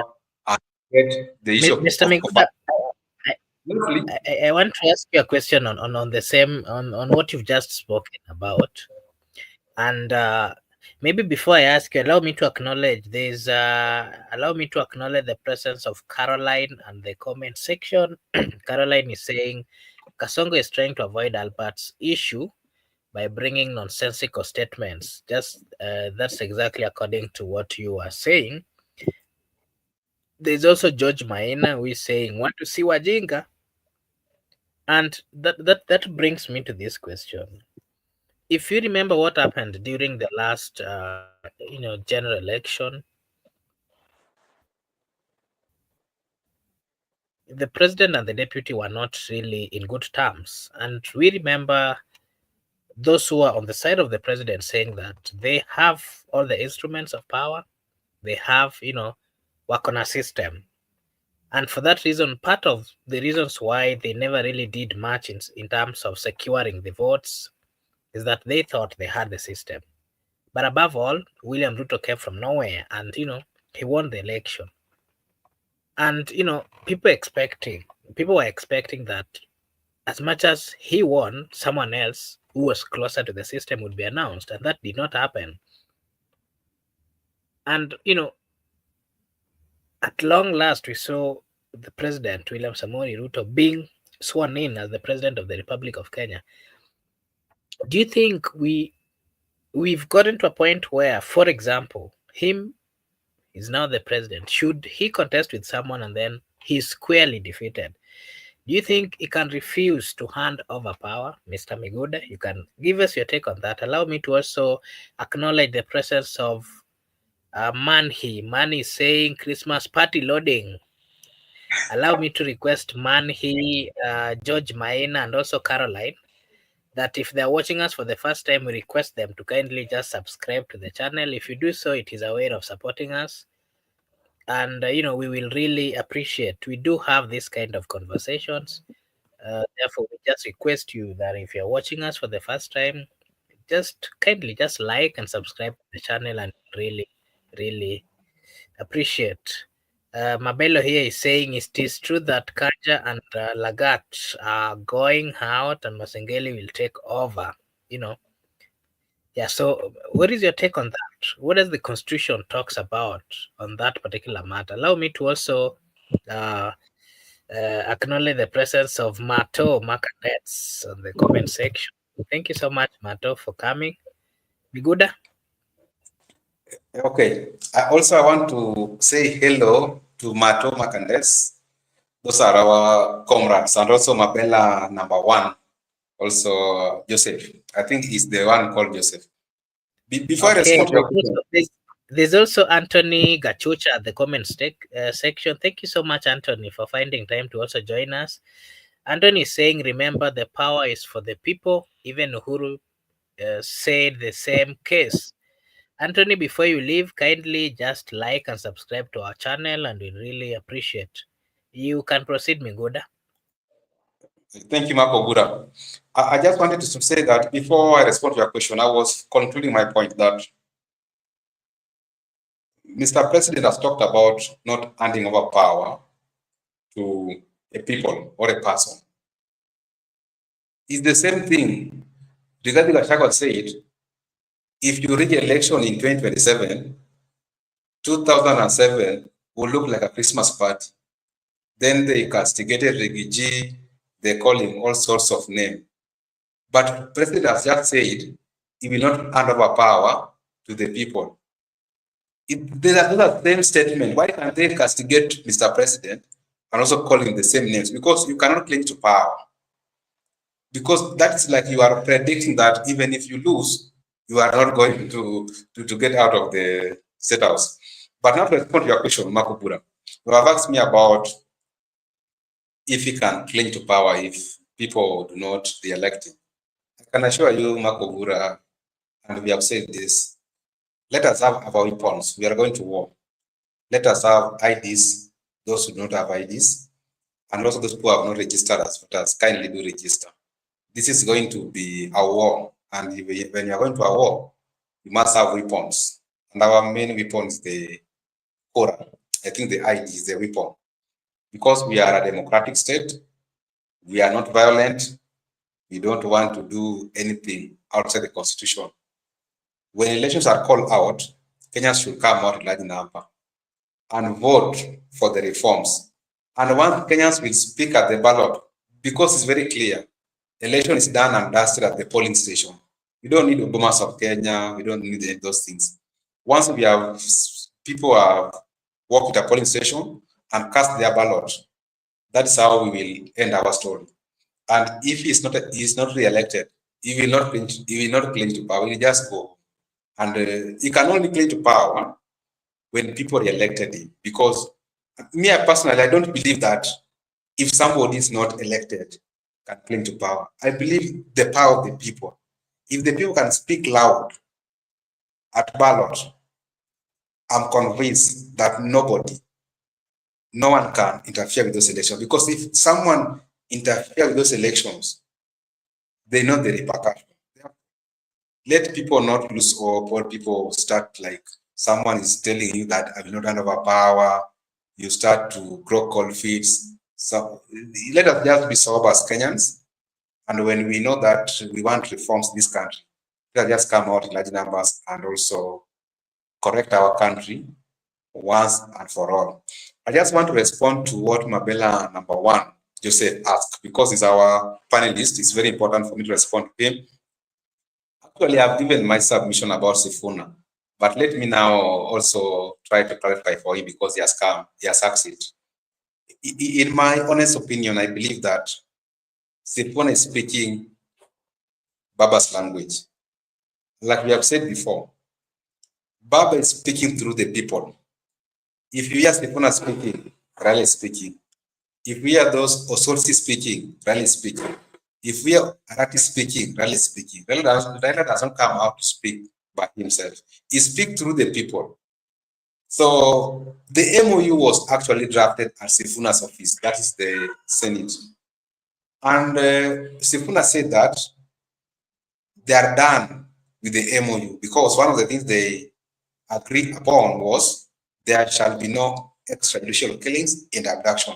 But what had happened inside the police station, that is not what they agreed upon. So he said, wameachana nayo. So to my view, I still believe that before Sifuna speaks, usually consult with Raila. And that was sentiments from Raila that go and speak to the public, go and say such words. And like I've said before, if you are close to Sifuna, or if you are close to Babu Owino, or if you are close to John Badi, just try to get intel from them. Raila is speaking through those people. So those people, they don't speak their minds, some of them. They are being micromanaged, what they are going to say. So I believe that what has been said by the SG of ODM and those ODM people, you know them, they were told that their SG is their spokesperson for their party. So that's what is That is what ODM is saying. They don't support whatever happened. I think that's what they're saying. But for us who are not privy to be the members of that party, what we are saying as citizens that we want justice for Albert Ojwang, period. No cover-ups, no diversionary tactics, no compensation, no jobs, no acres of land, justice. Arrest, charge, conviction. Okay, thank you, Mr. Migud. Allow me to acknowledge the presence of Dabuki at the comment section. Thank you so much. There's also Norris Ngaliuki. Thank you so much. If you're watching for the first time, as usual, kindly like and subscribe to the channel, and then we will really appreciate. Mabella is saying, I vote in Nairobi, and I can tell you I didn't waste my vote on Sifuna. Okay, thank you so much, Mabella. Allow me to also welcome our good friend, Kenya Mkora, who is here. And I would like him to give us his comment on quite a number of topics. One, of course, the issue of Ojwang, where we saw the CCTV at Magathi Hospital are saying a different thing from what was there recorded at the police station. That is the comments of the DCI while he was before the Senate and also before the National Assembly. You can give us your take on what you think about those conflicting statements. You can also give us, your take on, leaders like Gladys Wanga and some leaders coming out to call for justice while the governor of Nairobi is dishing. I mean, the governor of Nairobi was today saying that amepeana kazi kwa mke wa Ojwang na tena watapea kaploti the father so that atakuwa anapata kitu from the plot, and people are saying that could be a diversionary tactic, and they're trying to get out the mind of the people from getting the justice that they are fighting for. And so people are saying yes, as much as amepeana kazi afai kwanza kukuja kuambia wananchi. At the same time, whatever they do, they're not supposed to tell, the people of Kenya. What the people of Kenya wants for that gentleman is justice.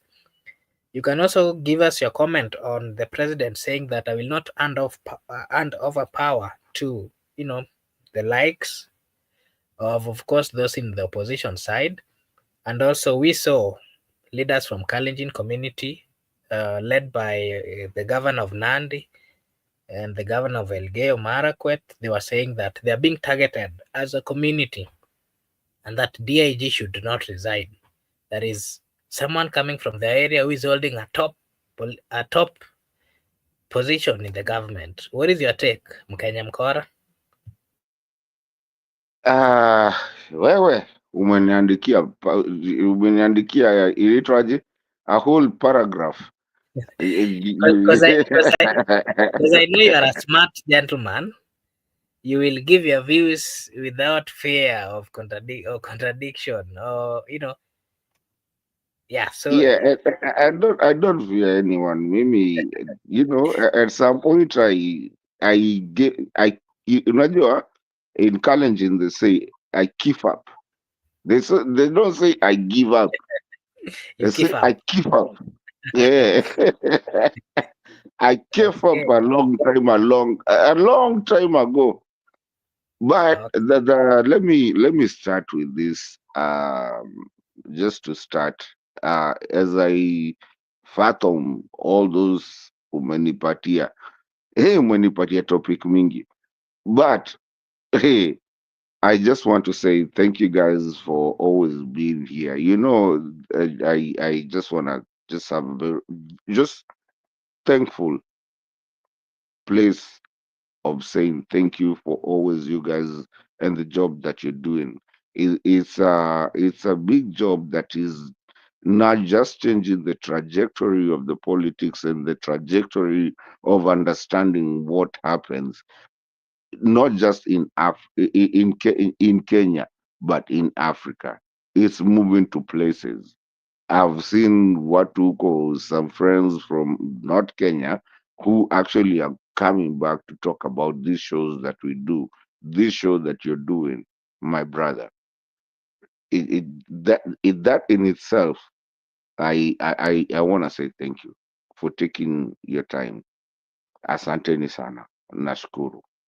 Now sasa sijui Thank you nianzie so wapi. much, our brother. Yeah, sasa sijui nianzie wapi. Umenichapa viboko yani, Alafu je, hata kuna mafan ukinipatia wengi, introduction nipatie moja nijibu, alafu nipatie ingine mafan wako nijibu, wengi. nikanicha zao. Okay, maybe I'll go one by one. Before that, Eric Ayaga is saying hi to you, and also Thank you, Mabella number one is also saying hi to you. Anasema you are good friends. thank you. Yeah. So the in the But quest for then namjua, justice yeah, for we are very good friends. Unajua mi nilimleta kwa hizi mashow. You know, we have to talk. We have to talk. If we don't talk, then we're gonna fight, and we don't want to fight. But if we need to fight and talk, then it can be the other way. But anyway, nilete na ya kwanza, cause unajua nilikuwa nimejipanga na kidogo, but umenichapa na kaa sita. So now I want to react to you. Okay, very well. So first, the father of Ojwang and the wife, they were being interviewed today. And, the father is saying that what he's looking for or seeking for is, of course, justice. The wife is also saying that she wants justice for, for the husband. And, apart from that, there are also leaders who are also calling for justice, the likes of Gladys Wanga. And Gladys Wanga is saying that they're in broad-based and they're going to fight for justice or look for that justice while they are still within the broad-based. Okay, But can I? again, Okay, can I stop? Can I stop you on that one? With all due okay, respect, with all due yes, respect, ODM, wachani na sisi,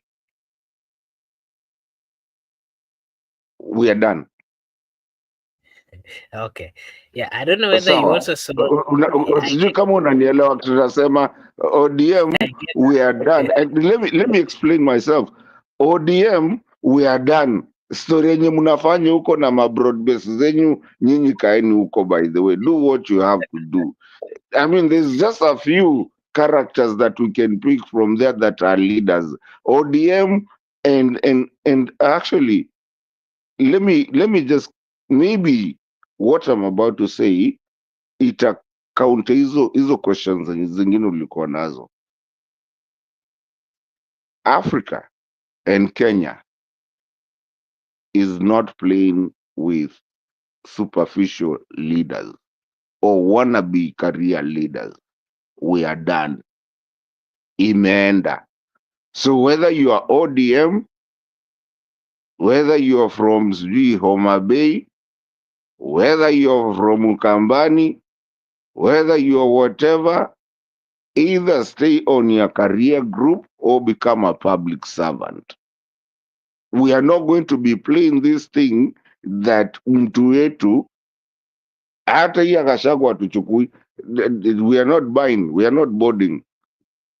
We need, Africa is changing, and Kenya is, at least the good thing is that the young people are understanding that Africa is done being called the third world. And if kama kuna mtu amebaki mahali ya kubali hiyo kitu, and they are not following the constitution of the republic called Kenya. If that constitution is not going to be followed, we are going to force it to be followed. By the way, mnaweza sema ati sijui hiyo Gen Z nini, hakuna. I mean, people are not looking at, they don't care about Luo Janza. So the Kina Gladys Wangas, they can go and do whatever they want to do out there. But basically, we are coming back to look at the constitution. And the nonsense that is happening in Kenya. And also the career politicians. We are coming down to demystify this. And even though we are not with Wamunyoro or whatever, but when he says one term, he's very right, because that is the constitutional mandate. And with a recall thing that has to be, I mean, can be done by any citizen in the country. If I don't like you, I can go recall. Kuja ujitete useme kwa nini unarekoliwa. Otherwise, stay on your private sector. So you find people, and the reason unaona hata watu wakiuliwa, and then hakuna mtu anaweza chukuliwa, wale wako huko juu. So they sacrifice their juniors, because if, my friends, if that guy never called that phone, the very famous call to his friend, nothing would have been in the Senate today. Nothing would have been into the mouths of Kenyans. But then you have to go back and ask yourself, just because there was that call, and thank God to his friend that posted that thing, and people picked it up. How many more? How many have made those calls, but they never went anywhere? So how many have we lost not known? And mimi nikiwapa hivi, na mimi mtaniuliza maswali zingine, how many wengine wamepotelea kwa hiyo Central? How many wengine wamepotelea nini Kisumu? How wengine wamepotelea wapi? So can we ask ourselves and be very genuine on this one? How many had lawyers like you guys? And how many we never heard about? And where is this Kenya going? And that's what I'm saying. The good thing about these mobile phones that we have now is the fact that we are actually our own media. We don't even need the mainstream media. We have them, and we're changing that. So let's look at our Africa and actually where Africa is going, and also it put that in context with also where Kenya is going. That's it for now.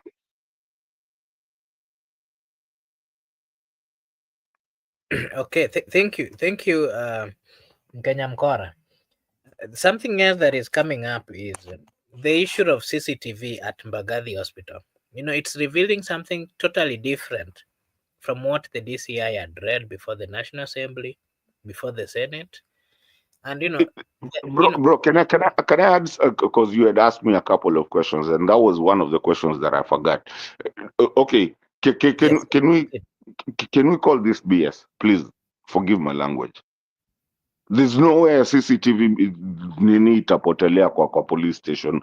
Please tuache mchezo na tuache kuongea vitu zingine. Okay, the other one is that you are Bagadi. Why would mtu umepelekwa police station? Why would you end up in Bagadi? What are you doing in Bagadi? I thought you were supposed to be in a police station. You see, bro, this is the forgive my language again. This is the nonsense that we're talking about, which is just nonsensical. Why were you in Bagadi, which you know it's a hospital? I thought you're supposed to be in Central, which is a police station. Okay, where is this CCTV TVs? I mean CCTV footage haiko na sijui nini, or somebody came and do what? Who did it? I mean, can we stop Kenya? Can we stop playing these games, please? Wajinga walisha.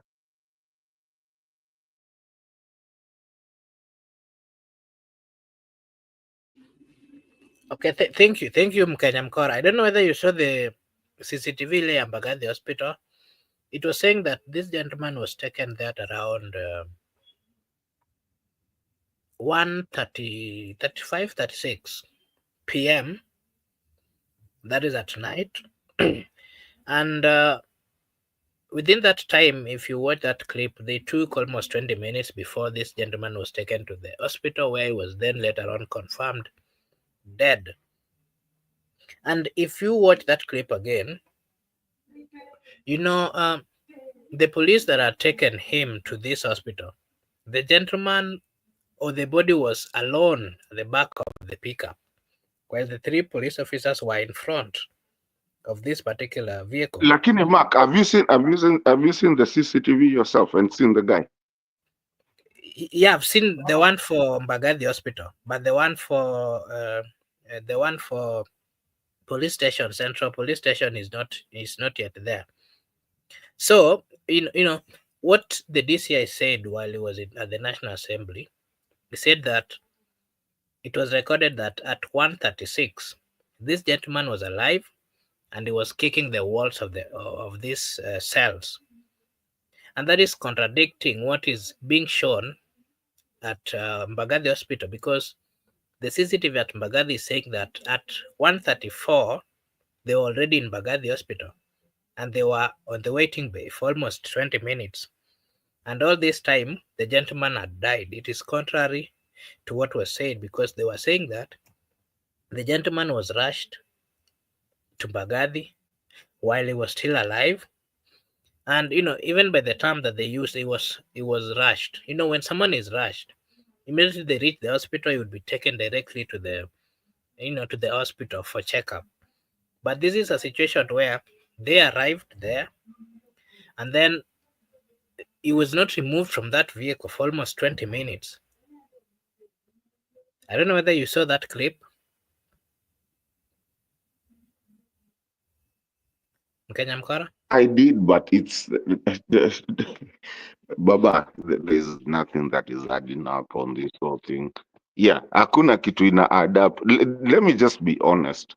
I mean, brother and my brothers and the watchers, I mean, the people who are watching us and listening to us, if you really go, I mean, just sit down and think, there's nothing that is adding up. Even the hours that you've given us, my brother, they don't add up.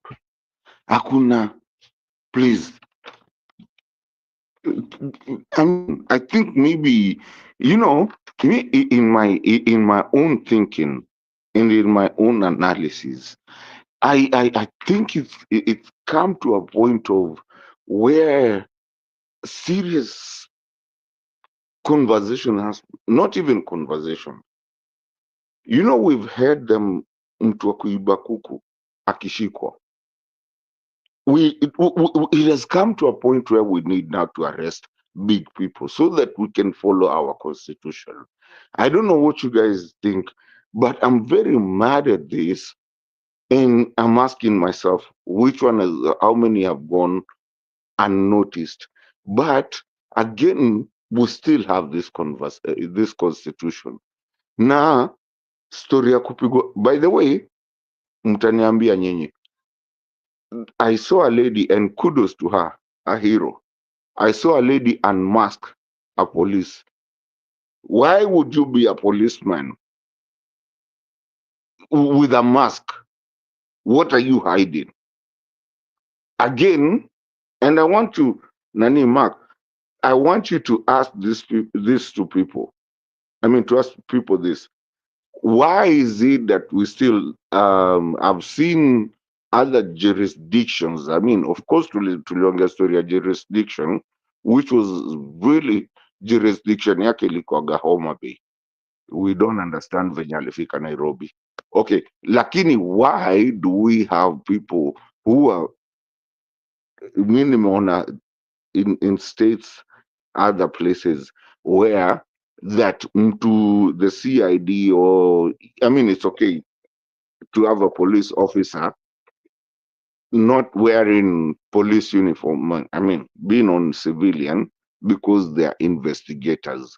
But those investigators never arrest anyone. You have to bring somebody who's uniformed, identified, to arrest. You can't, siwezi patana huko hivyo na makobura ani arrest aniambieni polisi. So that never happens at all. So are we going to reform our jurisdiction boundaries? Are we going to, to the jurisdiction boundaries, or are we going to reform something? Is it something that we can reform of how a civilian is supposed to be treated by either the police or even the political? And these political people, are they civilians? Are they public servants? And how much right do they have just because you are there and somebody touches you in a very funny kind of way, and now you want to go fight them, and then you send people and use taxpayers money, even with it? Okay, I hope many understand. Poleni.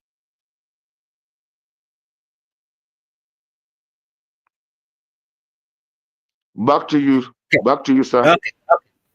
Thank you. Labda sasa utupe maoni yako kwa hii mambo ya the president saying I will not hand over power. What is your take on that? What does the constitution say? Okay. What about the you as a Kenyan? Okay, thank you. Okay, wacha basi niseme hiyo. The president, who's the president? I'll go back to what I was saying. Who's the president?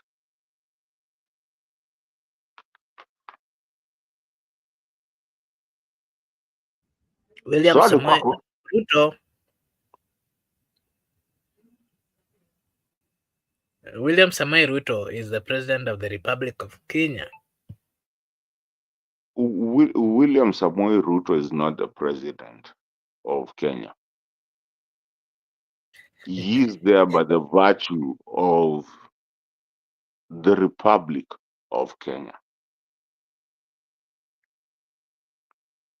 This takes it back to, and by the way, I get very mad nikisikia watu wakisema ati sijui hatutapeana, sijui you can't even do a one term, which I don't. Anyway, story ya one term hiyo ni story ya Gachagua, hiyo ni his thing, but there's a constitution. The president of the Republic of Kenya is the people of Kenya. No one. This is not a cartel. And that's the problem that we've been having, that we've been running the government as a cartel. So even when you, and this is the biggest thing that I have a problem with, is that you hear unaleta maendeleo, unakuja unapeana bilioni 6. When did you even get those billions? You don't give billions for serving in a public service. You don't give billions because you cannot afford. Actually, tupatie mali yako yote basi, so then we can see how rich you are to give. If you want to go give billions, go do it on your private. Like for me, I'm not a rich person, but I know mtu akiniambia akona kitu inaendelea mahali, I will send my own earned money. But then when it comes to public servants, that president, he has no money. He has nothing. We know his salary. How much is the salary of a president today? Nothing. And by the time you give it to someone, you have to actually, first of all, you're not the one giving. Is the state allocating? So Ruto is a very poor human being. And how I wish one day wanaweza mnyang'anya hizo pesa zote, alafu tuone kama ataenda kusema even these MPs, tuone kwanza hii it's our money. And so it's so nonsensical to find someone a president talking about ati nawaletea, nimewatengea, nimefanya nini. Mtoleni hiyo, just take the budget out. And take the budget out. If you take the budget out, I'm telling you, even the MPs, wote watakimbia. They will run away. They will run away. Yeah. So anyway, me, I have to go saizi. I think nimesema ya kwangu. Okay, thank you so much, our good friend Mkenya Mkora Matoma Kandets. Tumeshukuru sana for you getting time to join us this evening, and it's always nice having you and also listening to you. We really appreciate. Mr. Miguda, I can also see our good friend at the comment section. Sijui alipotelea wapi leo.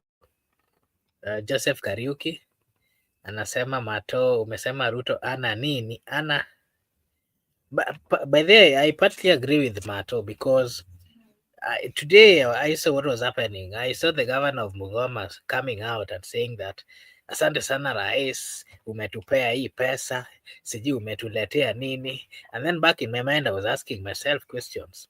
It is not his money. Those are money earned by the people of Kenya, taxes of the people of Kenya. He's just doing what we call management, and part of the management he has failed. Truth be told, he's mismanaged the economy of the Republic of Kenya. A lot of money is being channeled on useless things. A lot of money is being used by politicians, the likes of the deputy president, hovering around the Republic of Kenya, this, giving 10 billion in a month. They're using a lot of money, wasting a lot of money which can be channeled to the right dockets and can really help elevate the lives of the people of Kenya, can really do so much in terms of renovations and in terms of infrastructural needs of the country. So it is a good thing that the people of Kenya are starting to wake up, and they are reasoning. They have gotten to a point where they are tackling and asking pertinent questions which are really in one way or another enlightening and also helping the people of Kenya. We've gotten to a point where it's not easy for the political class to just come and tell you that they've given you money. It is our money. We know it is our money. And this time around, they're dealing with learned people. It is not going to be easy for them, like what I'm seeing the president, the deputy, and also members of parliament.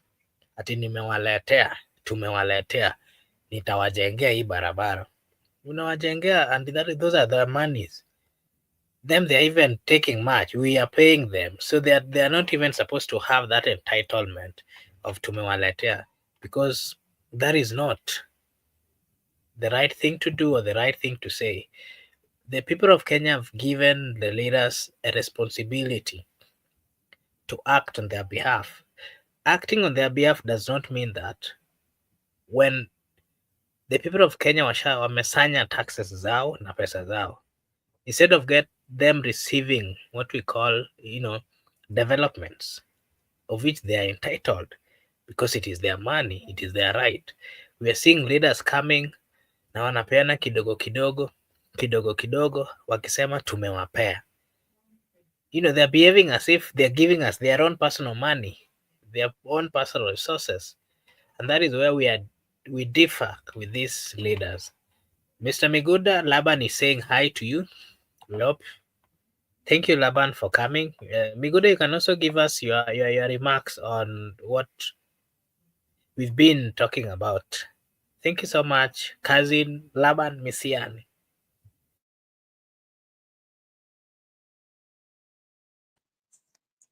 Okay. I'm also sending my greetings to Laban Misiani. That is also our comrade.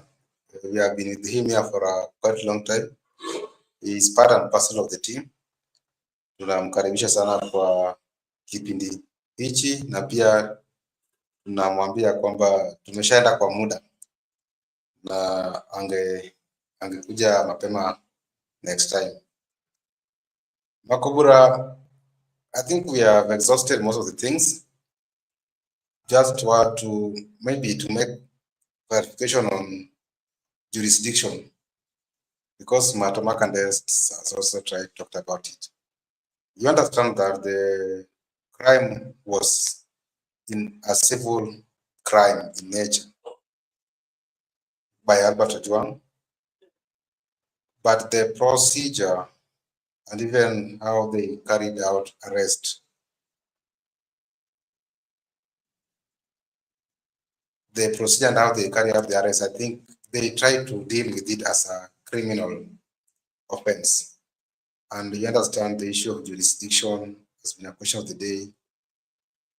And because in a criminal nature, where I committed a crime, I must be charged in that jurisdiction. There's no need for transferring a suspect from a jurisdiction where crime was not committed, because they try to act as a criminal nature for the crime. It was a civil crime.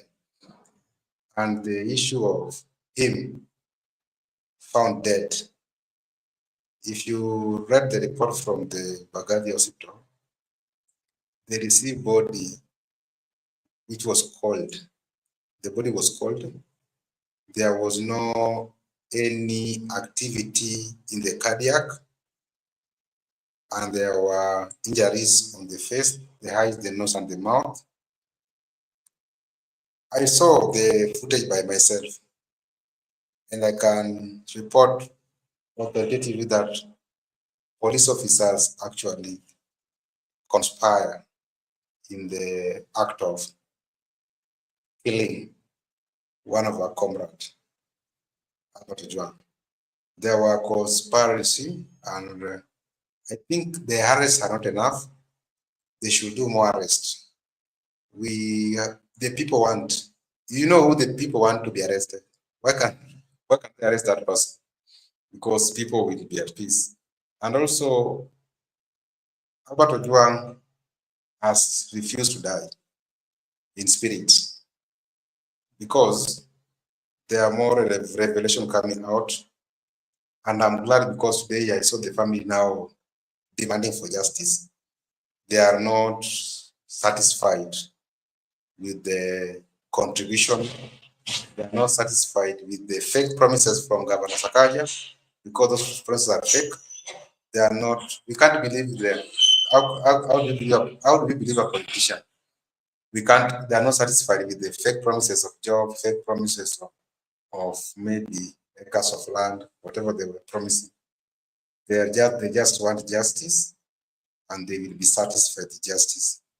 And Kenyans are also watching. Kenyans do not want diversionary tactics from Mr. President. Although Mahatma Gandhi has said Ruto is not the president, but he's the president anyway. We don't want those tactics. Let them just allow. The reason why we demand for justice, maybe some people might perceive us to be too much onto the investigative agency, but the problem is there haven't been factual things. There have been misrepresentation of facts from the time we started to investigate the issue of Ojwang. We were told that he hit his head on the cell. That was not factual. They told us that he was brought to Mbagathi hospital alive, but he was brought already dead. The IPOA told us around that time he was in police custody, but around that time he was already being taken to Mbagathi hospital. That is why there have been even cover-ups from the Senate, from the National Assembly. That's why we are saying they are even trying to use Sakaja by giving them land, job, so that it can look juicy. But we are saying that is not enough. We want the factual information. We don't want those false information. Because from the reports, every events have contradict the statement from police officers, the statement, whatever the statement from the IPOA, from the Kanja, even from Amin, they have been contradicted.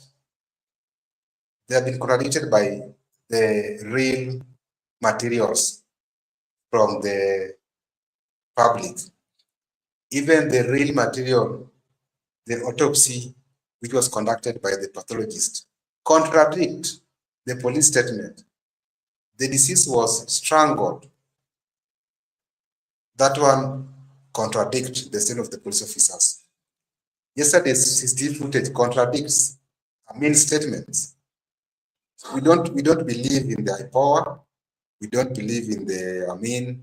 We don't believe in Kanja. We don't believe in National Assembly. We don't believe in the Senate. We want to know the real perpetrators. All of them. We want to know. Kenyans want to know. The family want to know. That is when this incident will come down. When people must feel that actually justice has been done to the deceased and the family. I think that's my conclusion, Makubo. Back to you.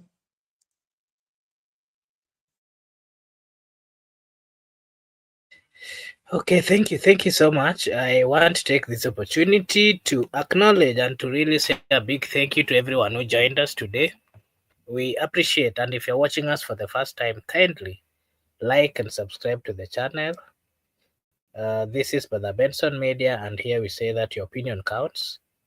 Once again, if you're watching us for the first time, we request you to just like and subscribe to the channel, and we will really, really appreciate. I want to say a big thank you to everyone who joined and commented or engaged us at the comment section. Asanteni sana, tumeshukuru. Joseph, Laban, and everyone who is watching, thank you so much. We really, really appreciate. And we hope that you'll always join us to continue with this kind of conversations. Until tomorrow, I want to take this opportunity to wish you all a blessed night, a blessed morning, a blessed afternoon, a blessed evening from wherever you're watching us. Thank you so much, everyone, and may God bless you. See you again tomorrow. Bye-bye for now.